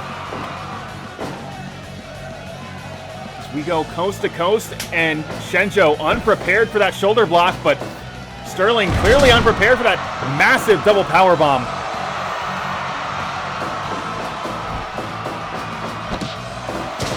Colossal flying head scissors, but Holloway unable to keep up that momentum, just transitions right into the knee bar, and that's going to clear out that blue Gatorade corner.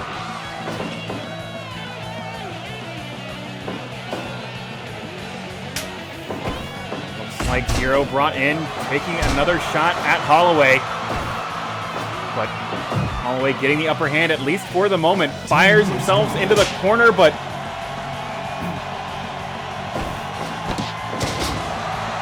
so far, Holloway just in complete control. Hold on, series of strikes and a leg lariat to the back of the head. Zero trying to reverse the course now.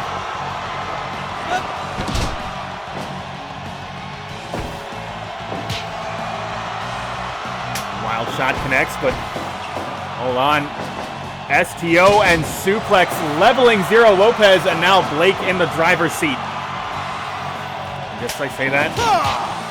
Zero going back to his own corner, but not before buying an opportunity for Orlando Nunez to get into the ring. 3, 4, And it is absolute chaos as Harada has lost control of this match. 9, 10, 11, 12, 13, 14, 15. On STO and suplex again as Orlando just being punished by this team. Hold on. Looks like Orlando sent to the outside, but series of kicks unable to connect. Looks like Orlando and Holloway had the same idea at about the same time. Inferno kick and drop kick, neither able to find their mark, but Holloway still just asserting dominance over this match. And looks like Orlando going back to his own corner. Another big double power bomb connects, and Zero going high risk, hitting the 450 splash on Holloway, and Holloway barely able to kick out of his own finishing hold. Destino connects, and Zero is fired up. Dive kick buried into the heart of Holloway. But Holloway scrambling to their feet, and now back in that orange Gatorade corner. Another STO and suplex. Saying, we've had about enough of you, but hold on, roll up cover, 1. Oh my God, only getting 1. Now Shenjo going for a cover of his own, but only a count of 2 as Sterling and Orlando able to make the save at a critical moment.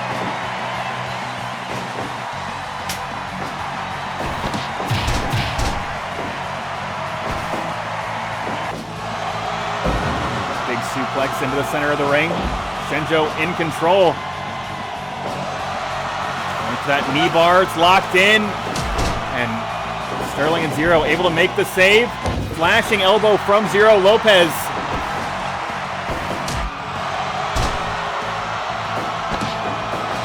Hold on, deadlift German suplex from Shenjo, and this Dark Hour unit once again in control.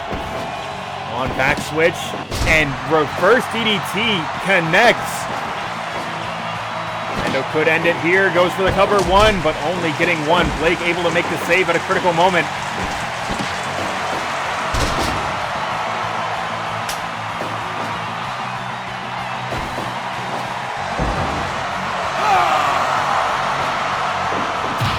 Now getting amped up.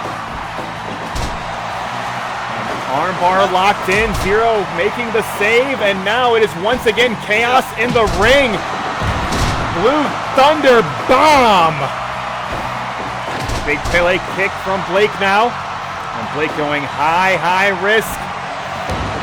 Big frog splash in honor of his Uncle Eddie, but he's not done yet. Flashing elbow connects, but Orlando springing to his feet. Back switch and massive German suplex. But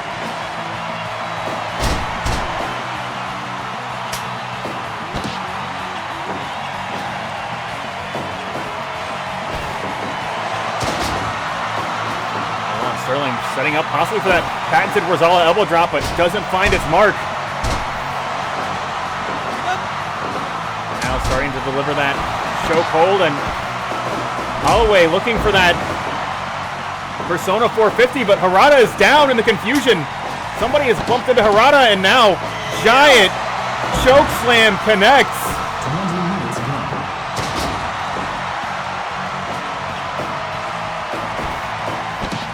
Well, going for a second one, but Holloway had it scouted. Hold on, he has done the deal. Nobody kicks out of this one, but Orlando coming in to make the save at a critical moment. And it is chaos in the ring. Lariat just flattening Holloway.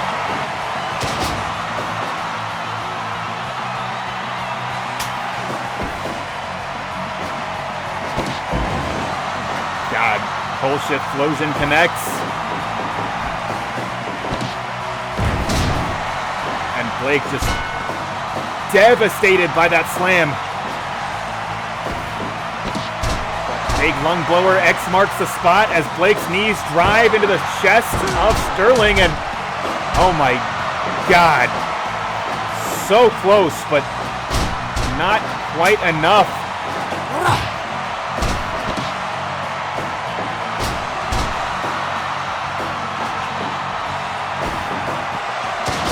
Twisting facebuster, and Blake again in control. And no eliminations over 20 minutes into this match. It is absolutely anyone's match now. A series of boots, but Shenjo to his feet immediately. Destino connects. And Zero knows he's got to keep up the pressure. Shotgun drop kick applied, but Shenjo just like a no-limit tank, just enduring all of this offense.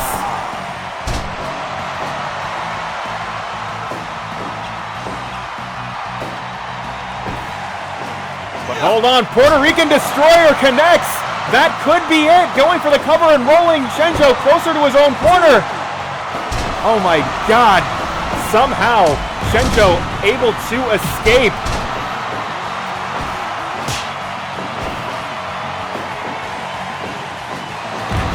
Shenjo answering back with a screwdriver, center of the ring, goes for a cover of his own. 1, 2, but Orlando making the save at the critical moment. Back switch, but Shenjo had it scouted, and both teams have all hit one another with their best shots, but still unable to score an elimination. Big double drop kick connects.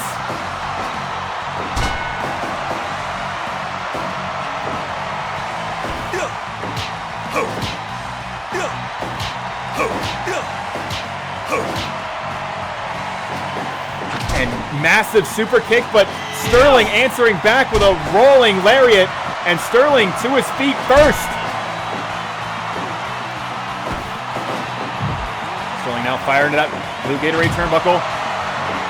And series of strikes, and now Persona 450 connecting. Electing to go for the cover, but too close to the ropes. Sterling able to escape. Blake able to shut down that pin attempt before he was sent back to his own corner by Harada. And that could be the difference maker there. Oh my God. Shenjo not electing to go up top. Oh my God. That hold, so very gruesome. Looks like Blake again going high risk. Massive frog splash, but Sterling getting a hold of that bottom rope.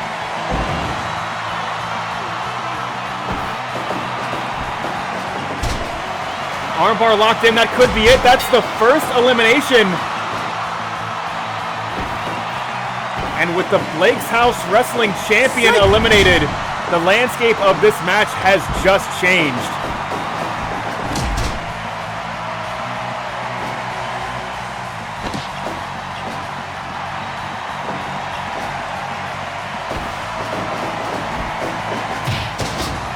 Spear driving right through Blake now.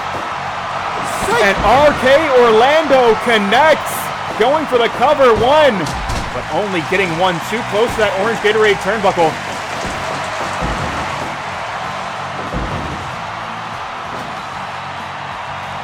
Zero out on his feet. Orlando's gonna have to do this by himself. Lung blower driving those knees into the chest of Orlando. Nunez, cover 2. And 3 count fall. Zero is all alone against the Dark Hour. And this was almost certainly James's plan all along.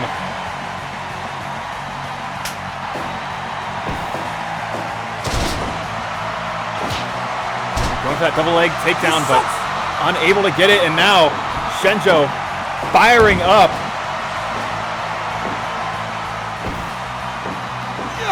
Puerto Rican Destroyer connecting once again, but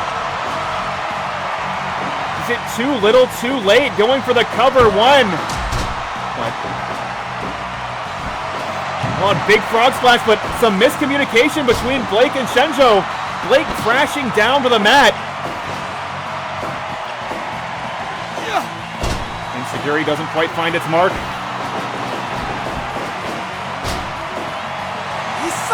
Shenjo once again calling for the end.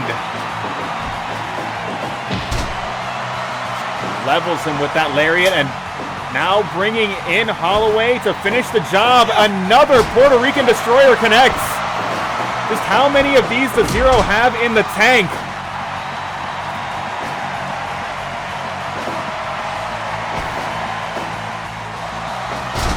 Tombstone pile driver, center of the ring. Holloway has got Zero exactly where he wants him. Burying a boot right into the face of Zero Lopez, but Zero fighting back, doing everything he can to get himself back into this match. On roll up, cover 1, but the numbers game just too insurmountable. Back switch once again, and reverse DDT connecting. Hold on, Zero picking up a submission elimination. Holloway taps out to the scarf hold. Zero is still in this match.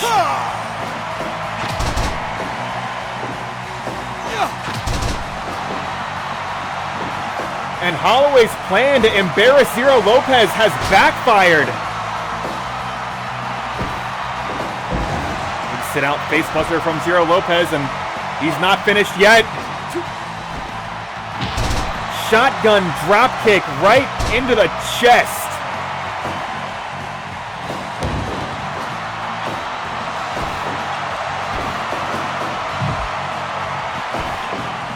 And just what the hell does Zero have planned for Blake here? Spider suplex connects, and Zero is not finished yet. Dive kick to the back of the head. We are seeing levels of motivation we have not yet seen before. Going for the cover. 1, 2. Oh my God, that would have been it. But Shenjo making the save at a crucial moment.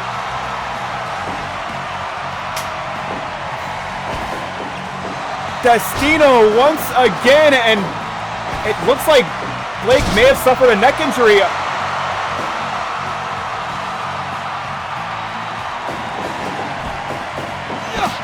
Sling blade, and Zero now calling for the end of Jamel.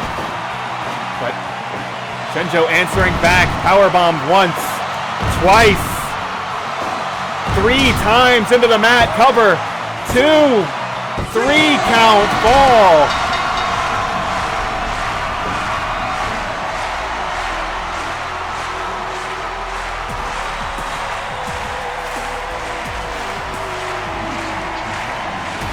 And the might of this team proving to be just too much for this Zero, Sterling, and Orlando team to overcome.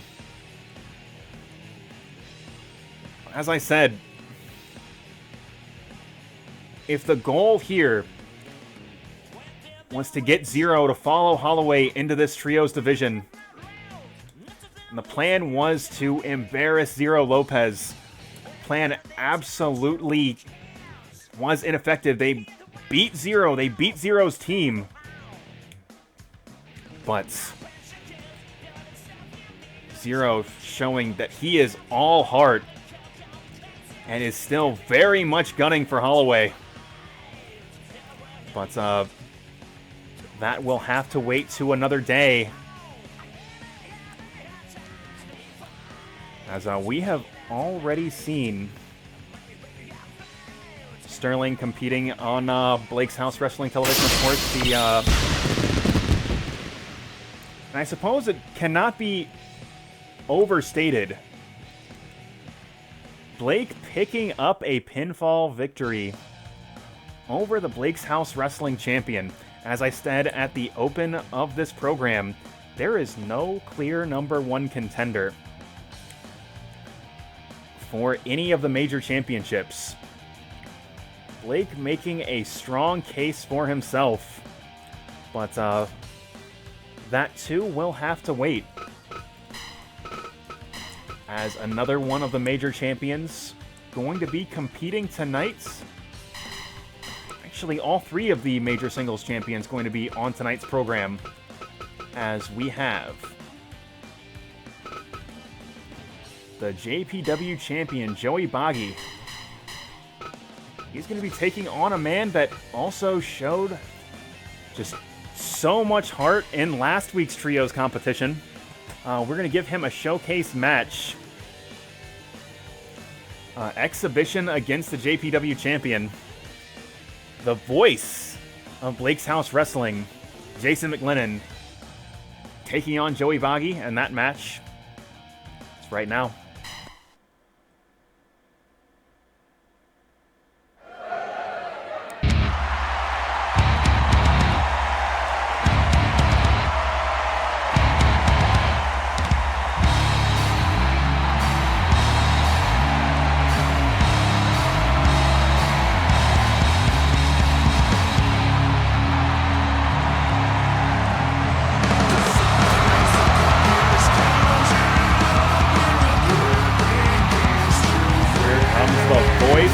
Blake's House Wrestling 15-time award-nominated vocalist Jason McLennon.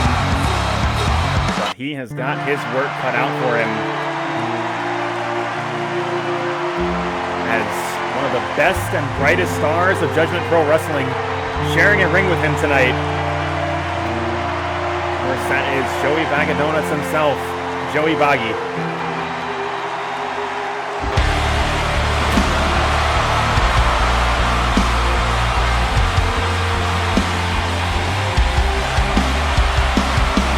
Joey taking a moment to soak it all in. Giving the fans a bit of a show before we start tonight's contest. Fight.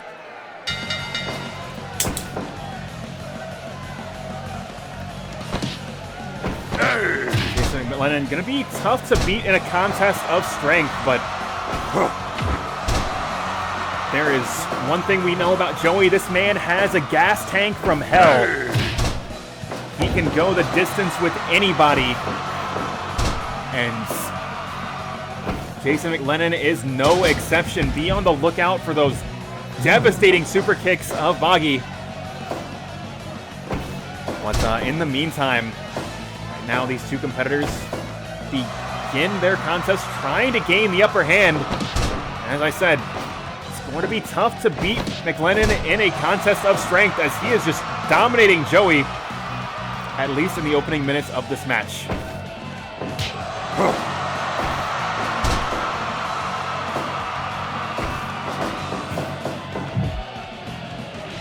Fired into the corner, but there the educated feet of Joey put to good use, and McLennon was stunned, unable to protect himself from that lariat, and Joey already getting things started.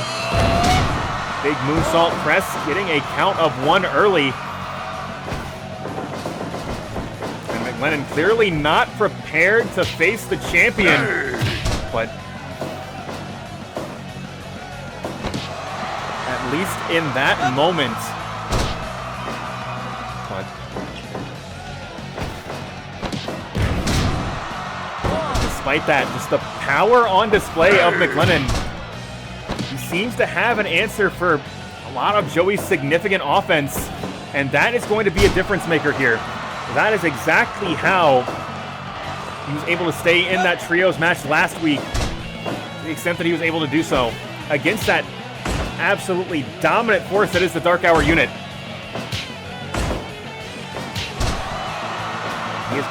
He is going head to head tonight against somebody just as dangerous, and a series of falling fists connecting. McLennon appears to be up to the task, at least for the moment. Give up. 5 minutes gone. On Joey, firing McLennon into the corner. And big monkey flip out of the corner, but McLennon rolling through back into this match. Big lariat connecting, cover 1. Ooh, but only getting 1.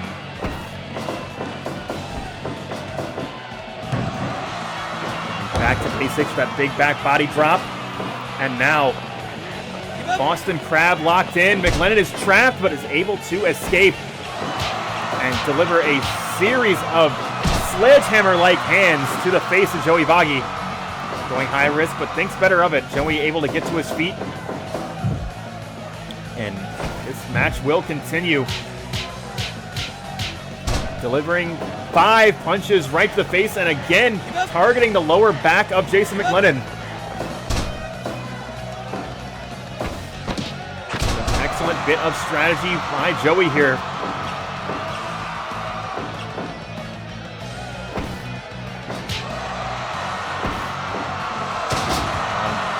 Big sidewalk slam connects, but unable to keep up the pressure. Joey just, as I said, Joey's got that gas tank from hell. Keeping up with his pace is so very difficult, and McLennon is struggling to be able to do that, and it looks like that's why he's electing to slow this match down with this hold. Trying to work the legs of Joey, take away that agility, take away that kicking ability.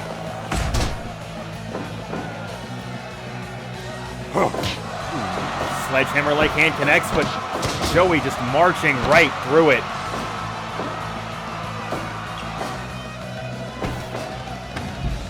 Lennon firing Joey to the outside, but Joey Electing to get back in the ring and denying Jason McLennon the opportunity to continue that on the outside.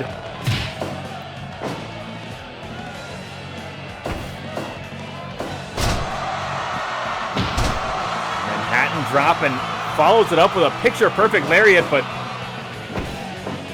Joey just still too well prepared, getting to his feet right away. And oh my God, what the hell does Joey have planned for the voice of Blake's house? Whatever the case may be, that back elbow will shut him down.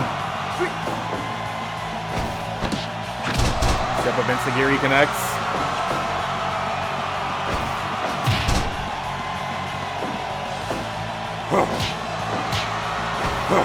And both these individuals just swinging for the fences on one another, but both of them just able to power right through it.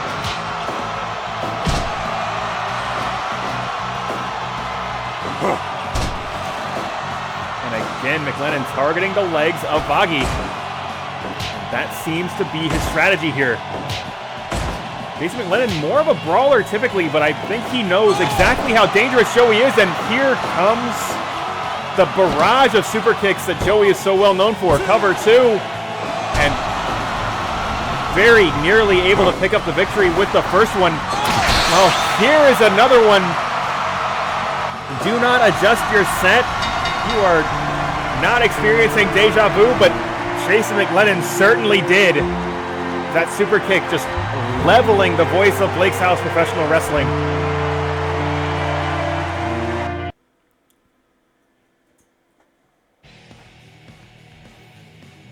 And there is dynamite in the feet of Joey Bagi, and that is part of why he is the Judgment Pro Wrestling Champion. And that kick taking the head clean off the shoulders of Jason McLennon.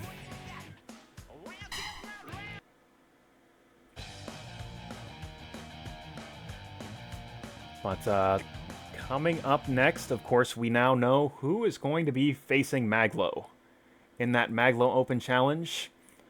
Rainbow Mika booking her tickets to the semi-main event.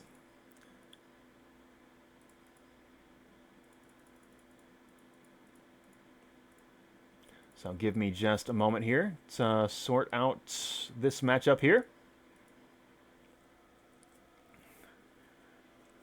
Of course, it was an all Street Fighter top 3, but Mika able to overcome. Just tap into that inner strength that made her such a monster in the opening few months of Street Fighter V. Well, we'll have to see if she's still got that fighting spirit, still got that inner strength to take on the People's Champion, the man that is defending this 20x20 squared circle against all comers from all walks of life. And that is, of course, Mag.Lo. Well, that match, it's right now.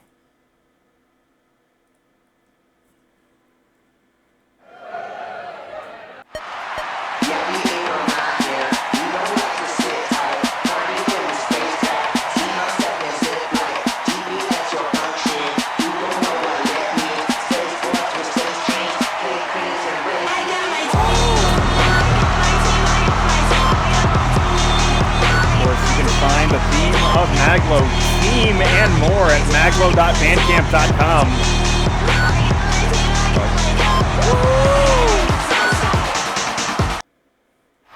But right now, I'm sure Mag.Lo a lot more interested in beating ass than selling records, as the person across the ring from him is a real threat.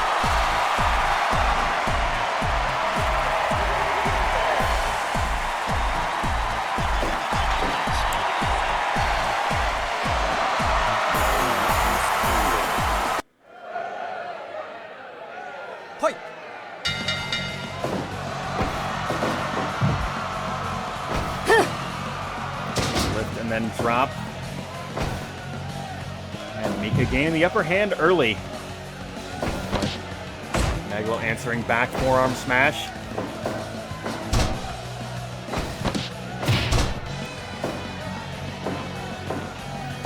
It's like both Mag.Lo and Mika just taking it slow. They know you got to be in it for the long haul with an opponent like Mag.Lo, with an opponent like Mika, for that matter.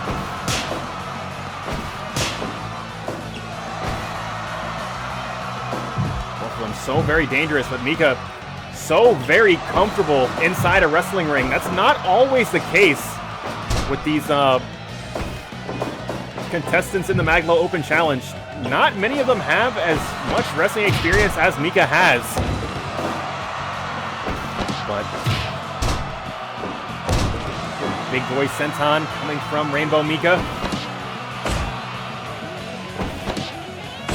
But Mag.Lo answering back with a barrage of strikes.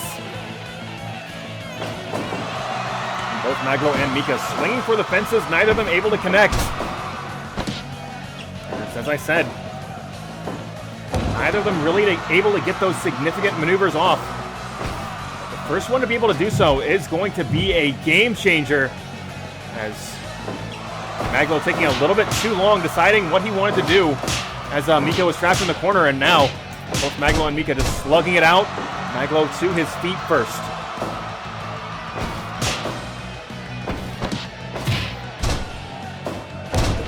And just devastating combination from Rainbow Mika, and beautiful vertical suplex applied. Now Mag.Lo trapped in that chokehold, but able to escape. Mika now getting fired up.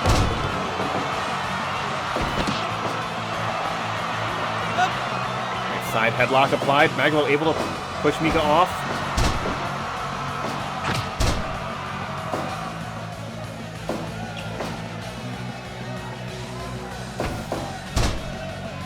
Mag.Lo trying to get that offensive momentum back on his side. Mika thus far has been out wrestling him, but that might be the answer back that he needs.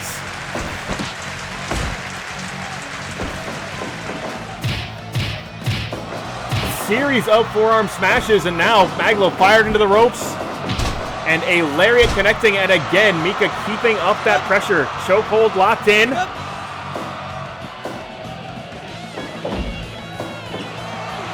Mag.Lo now working the legs of Mika, denying her the ability to hit that monstrous drop kick.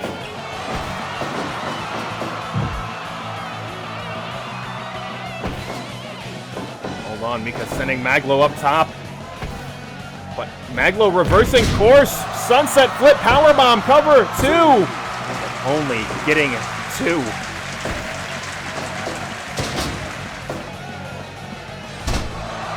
Mag.Lo going for the cover again, 2, and again, only a count of 2. It's like Mag.Lo biding his time, waiting for that moment where he can be the most effective. Oh my God, colossal back elbow.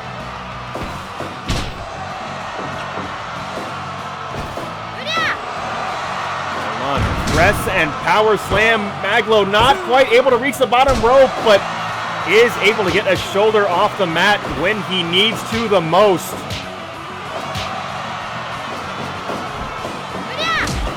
And shooting Peach to a stunned Mag.Lo. And Mika just completely fired up. Big Rana dropping Mag.Lo right onto his neck cover. And Mag.Lo just barely able to get a shoulder off the mat. And Mag.Lo in dire straits right now. Hold on, big double arm DDT.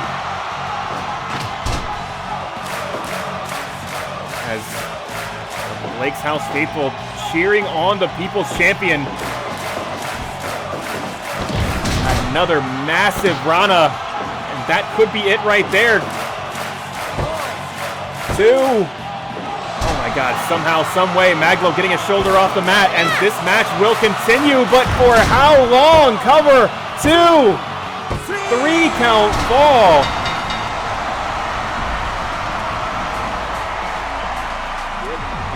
Rainbow Mika able to pick up the victory over Mag.Lo in decisive fashion.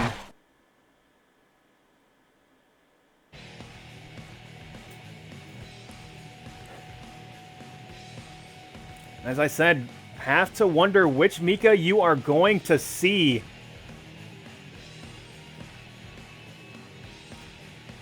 Is it the Mika from Now 19 from the late 90s, the start of her career. Or is it going to be Mika from the mid-2010s, when she really came into her own? I think we've got the answer to that. Got a Rainbow Mika at the top of her game. And because of that, she was able to pick up a victory over the People's Champion.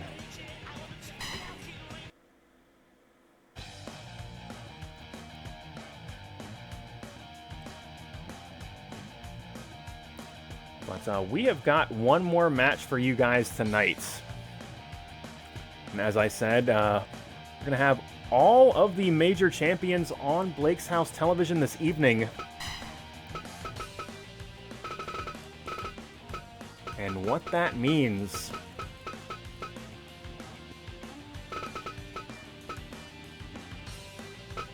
is Brad Chad, the Knicks Wrestling Organization champion. He is going to be teaming up with a man that is vying for his championship in Matthew Knapp. And those two are going head-to-head with the team of Jim Jack and Rip Studley. A unit that have had mixed success in the tag team division, although I'm certain either one of them are very interested in an opportunity to pin the champion and get themselves near the top of the rankings for that NWO title. Well, we'll have to see exactly how that plays out right now.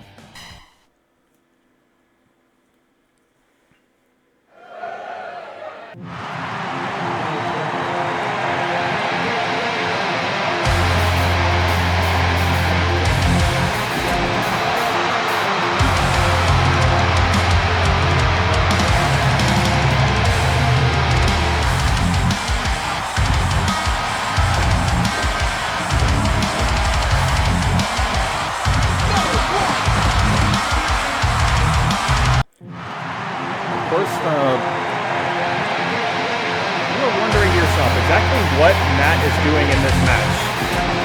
You'll remember just about a month ago,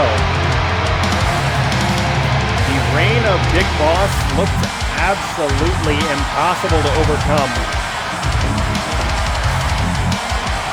as was just running roughshod over competitors in Knicks Wrestling Organization and Blake's House Wrestling alike. Nick Vidala seemingly feeding Matthew Knapp to the wolves as he put him in a contest with Dick Boss, but Matthew Knapp doing the unthinkable, getting a victory over that mountain of a man. And that one act has shot him to the top of the Knicks Wrestling Organization singles rankings. And I figure it is only a matter of time before he's got another title shot. But both Jim Jack and Rip Studley looking for an opportunity to get to the front of the line.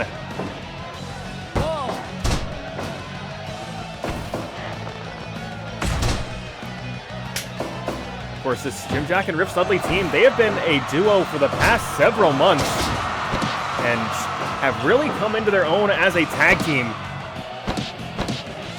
Of course, the technical wrestling ability of Rip Studley is nothing short of phenomenal. But Jim Jack is such a versatile competitor. He's got a lot of different ways he can attack you. But he is predominantly a power wrestler, and we'll be seeing that power over the course of this match when he is tagged back in. But right now, it is technique versus technique. Albeit unorthodox technique from Matthew Knapp. Both men swing for the fences on those chops, but neither able to connect, and it looks like we are going to get to see Jim Jack right now, but Matthew Knapp not making it easy for this team. Back switch, but reversed into that cutter, and that is going to set Jim Jack up as the ankle lock is applied.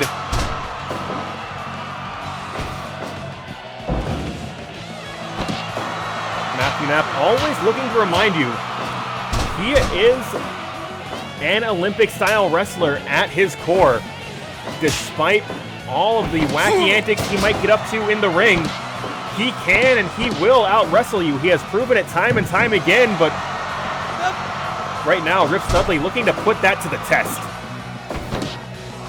Big Japanese-style arm drag.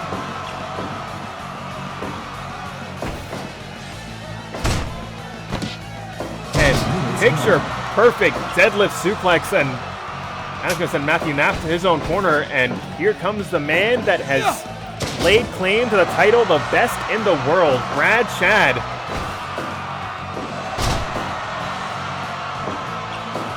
We are once again squaring off technique versus technique, but Brad Chad locking in that patented airplane spin.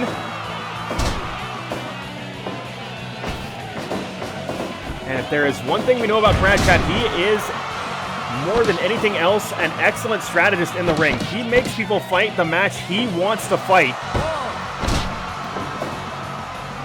And that actually could work in his favor with Matthew Knapp on his team. His unorthodox style is so difficult to plan for that, oh my God, that armbar locked in, but Jim Jack able to slip out of the hold.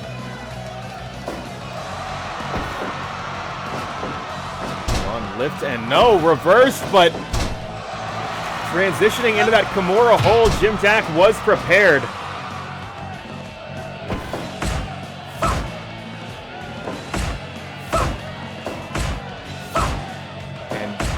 Men just going to war with one another, but it is Jim Jack coming out on top and just delivering a boot to the chest of the champion. And you see Jim Jack just ripping Brad Chad off the mat. Did not even have a moment to prepare himself, but like Brad Chad going back to his own corner, bringing Matthew Knapp into this contest. But Jim Jack will do the same. Get a fresh... Boom, excuse me. Get a fresh Rip Studley in this match. And gun stun connects. And another amazing display. Power and technique in concert with one another. As Rip Studley just throwing Matthew Knapp around the ring. Knapp answering back. Just that flashy roll-up, but not even able to get a count of one. Big rolling guillotine off the top, but Knapp thrust kick, getting himself back into this match.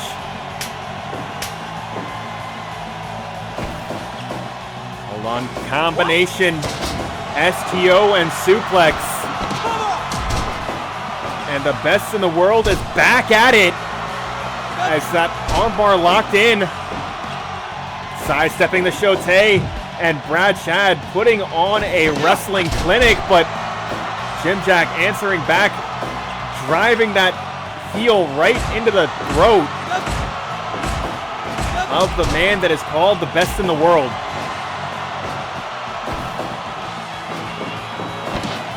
Suplex is blocked, and Jim Jack not even answered, delivering a suplex of his own.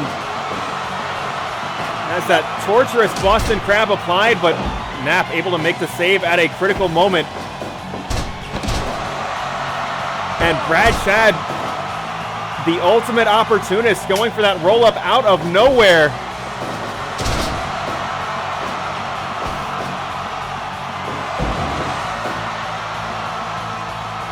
Just as Brad Chad was putting on a clinic moments ago, so is Jim Jack.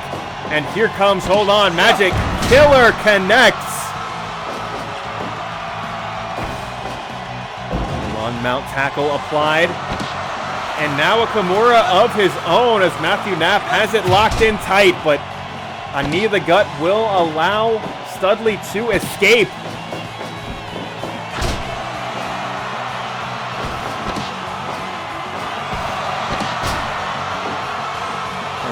Could be it. No, Knapp able to escape the pressure, but fighting on instinct alone. He seems to be out on his feet. Unable to keep his hands up, but continuing to slug it out. He delivers a shoulder block, but Studley answering back with a massive big boot.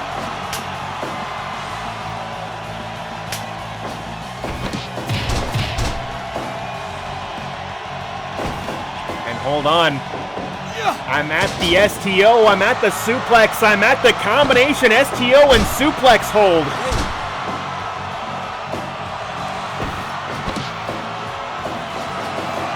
Comes a big airplane spin from Brad Shad and just dropping Jim Jack through the mat.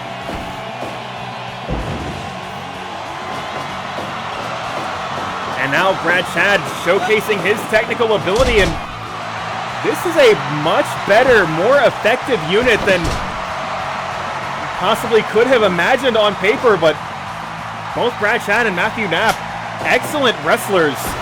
But right now, there's this patented Mixed Wrestling Organization Tag Team Wrestling keeping this fight in their own corner.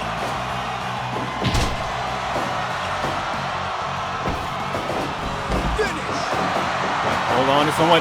Big tilt-a-whirl backbreaker, but Rip Studley able to escape.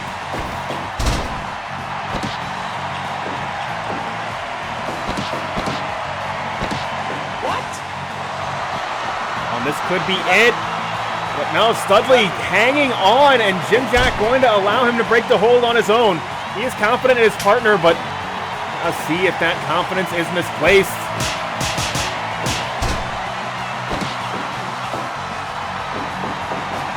As Matthew Knapp falling fist buried into the chest of Studley. And both of these teams just going to war with one another as a flapjack and cutter combination connects.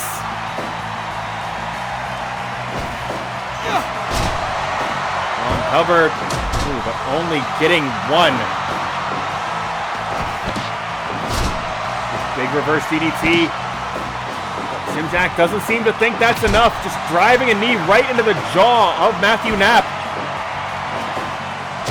And a devastating back suplex. Hold on, Jim Jack going high risk, body splash, but Matthew Knapp rolling out of the way. On cross arm breaker applied, and that's going to be it.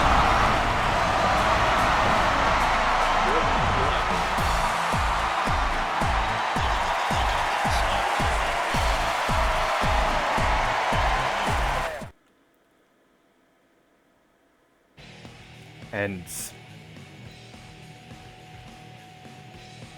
Matthew Knapp, his stock continuing to rise in that Mixed Wrestling Organization stable, picking up a victory against a hot Jim Jack and Rip Studley team. I think the big surprise here is just how effective Matthew Knapp and Brad Shad were as a unit. Again, Knapp sort of thrown into this match unexpectedly, but making the most out of the opportunity.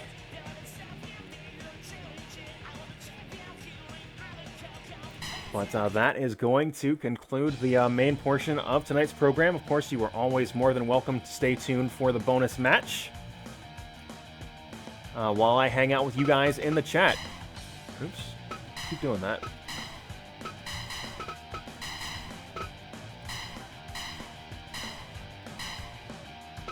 But let me know if there's somebody you see in this, in either corner that you want to see wrestle in the bonus match.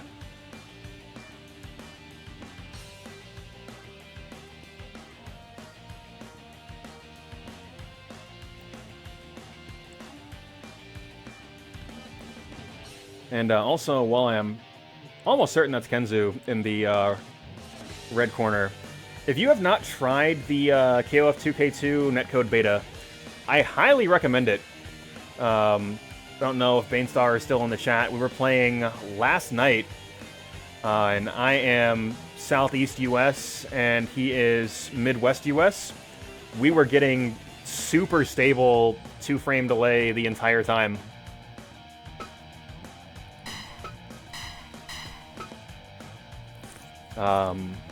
So Code Mystics, they've got the juice, as it turns out. Also, KOF 2K2 is fucking difficult compared to, yeah, on Steam. If you already have KOF 2K2, you just have to, I can put Rikishi in as well. you just have to go into the game options and enable the beta, because the netcode update is technically not in full release yet, which we verified last night when, which like it's super easy to do. You just like click a checkbox and then you're in it. And part of the reason why it's not in full release is the game was like crashing on me every third match, because it's I don't know if y'all know this. I'm gonna let y'all in on a little secret. It is October of 2020, and Windows 7 stopped being supported like a year ago. So Code Mystics is aware that there are some Windows 7 issues, but the game is also like a couple kilobytes large, so even when the game crashes, I have restarted the game and I'm back in an online match in like 10 seconds. So it's fine. But the netcode fucking rules.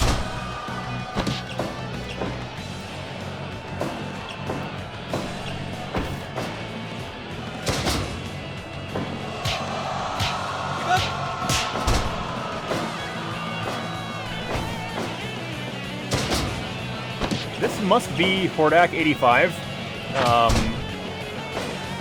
Actually, I'm not sure.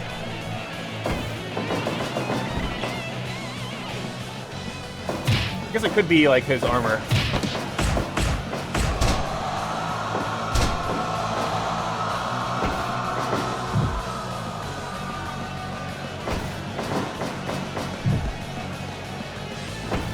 Also, Blake, did you ever watch She-Ra?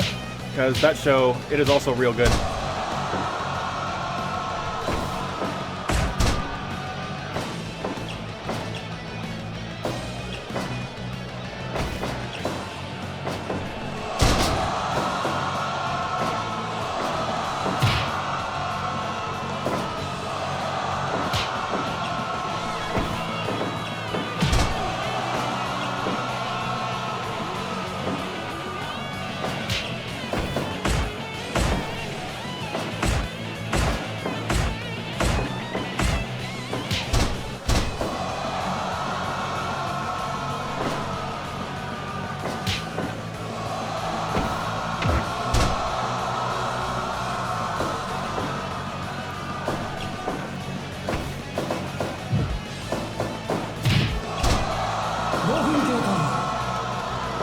Also, like, legitimately curious, like, where Mika is statted. Because it is very uncommon for Mag.Lo to just get run over. Which is not a, like, terrible thing to have happen, to be clear, K-Price, if you're still hanging around. Because, like, that match is kind of an exhibition and doesn't necessarily have to dictate how the like storylines play out. It's just like a cool thing to have. But I am curious. And granted, on the other hand, sometimes the game will be the game, and characters of similar stats, one will just like win all the grapples, which is a thing that Gatekeeper is consistently frustrated by, and also me as a streamer, to be clear.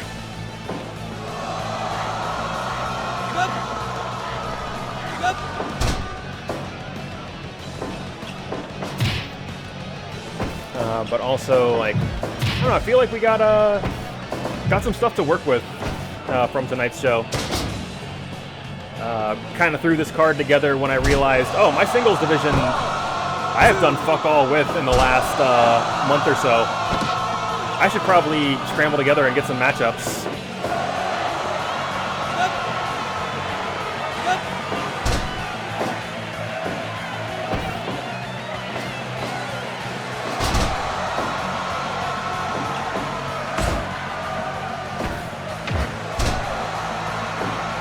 Also related to that, because now like stables are starting to be a thing on my program.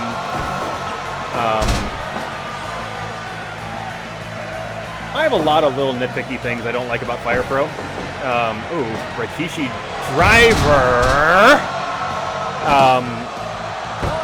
But one of them being when someone has one champion with a manager, you cannot remove the manager from them when they defend their title. which, you know, if you're playing the game as you're playing the game, it's kind of whatever. But when you are trying to run an EFED, technically you can't do a ban from ringside gimmick, which kind of sucks, because like, I think that would be an interesting wrinkle to add when, you know, heel managers can interfere in pin attempts and things of that nature. But, you know, what can you do? However, let me start looking for something to watch, and then I'll go ahead and do my closing information there. Well, I'm sure you guys already know everybody that makes this show possible, and everybody that's... let's see. Nobody in the click is streaming, but... Let's see. I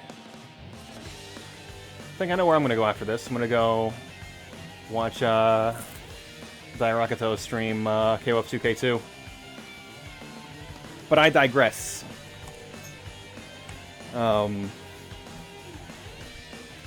So if you are new here, if you are interested in seeing more of this, we've got a weekly wrestling show every Sunday night right here at twitch.tv/MondayCindy, 7:30 p.m. Eastern Time.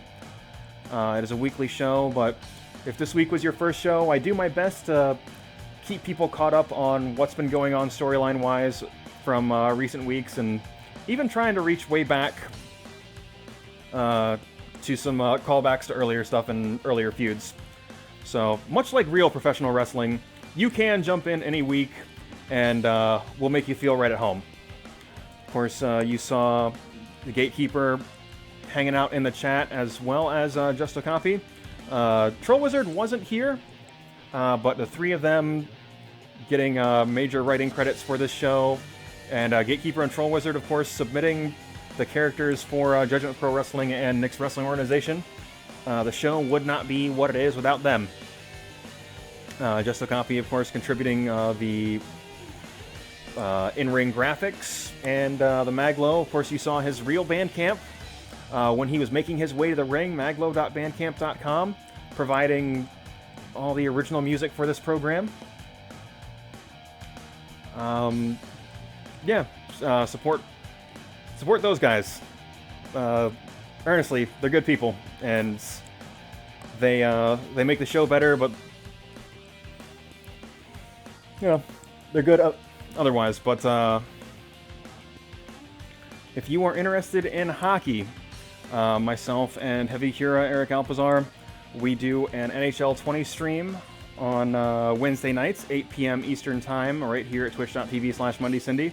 It is also not so secretly a podcast. We bullshit about whatever interesting things are on our mind that particular week, and I'm sure we'll have a lot to talk about this week, particularly with the KOF netcode update and the very noticeable fatigue that I am experiencing currently on this broadcast from staying up too late Thursday and Friday playing Hades. So that'll probably be things I'm interested in talking about, but there might be other stuff also. So I digress. I'm going to go ahead and do the go home thing, but hope to see y'all next week.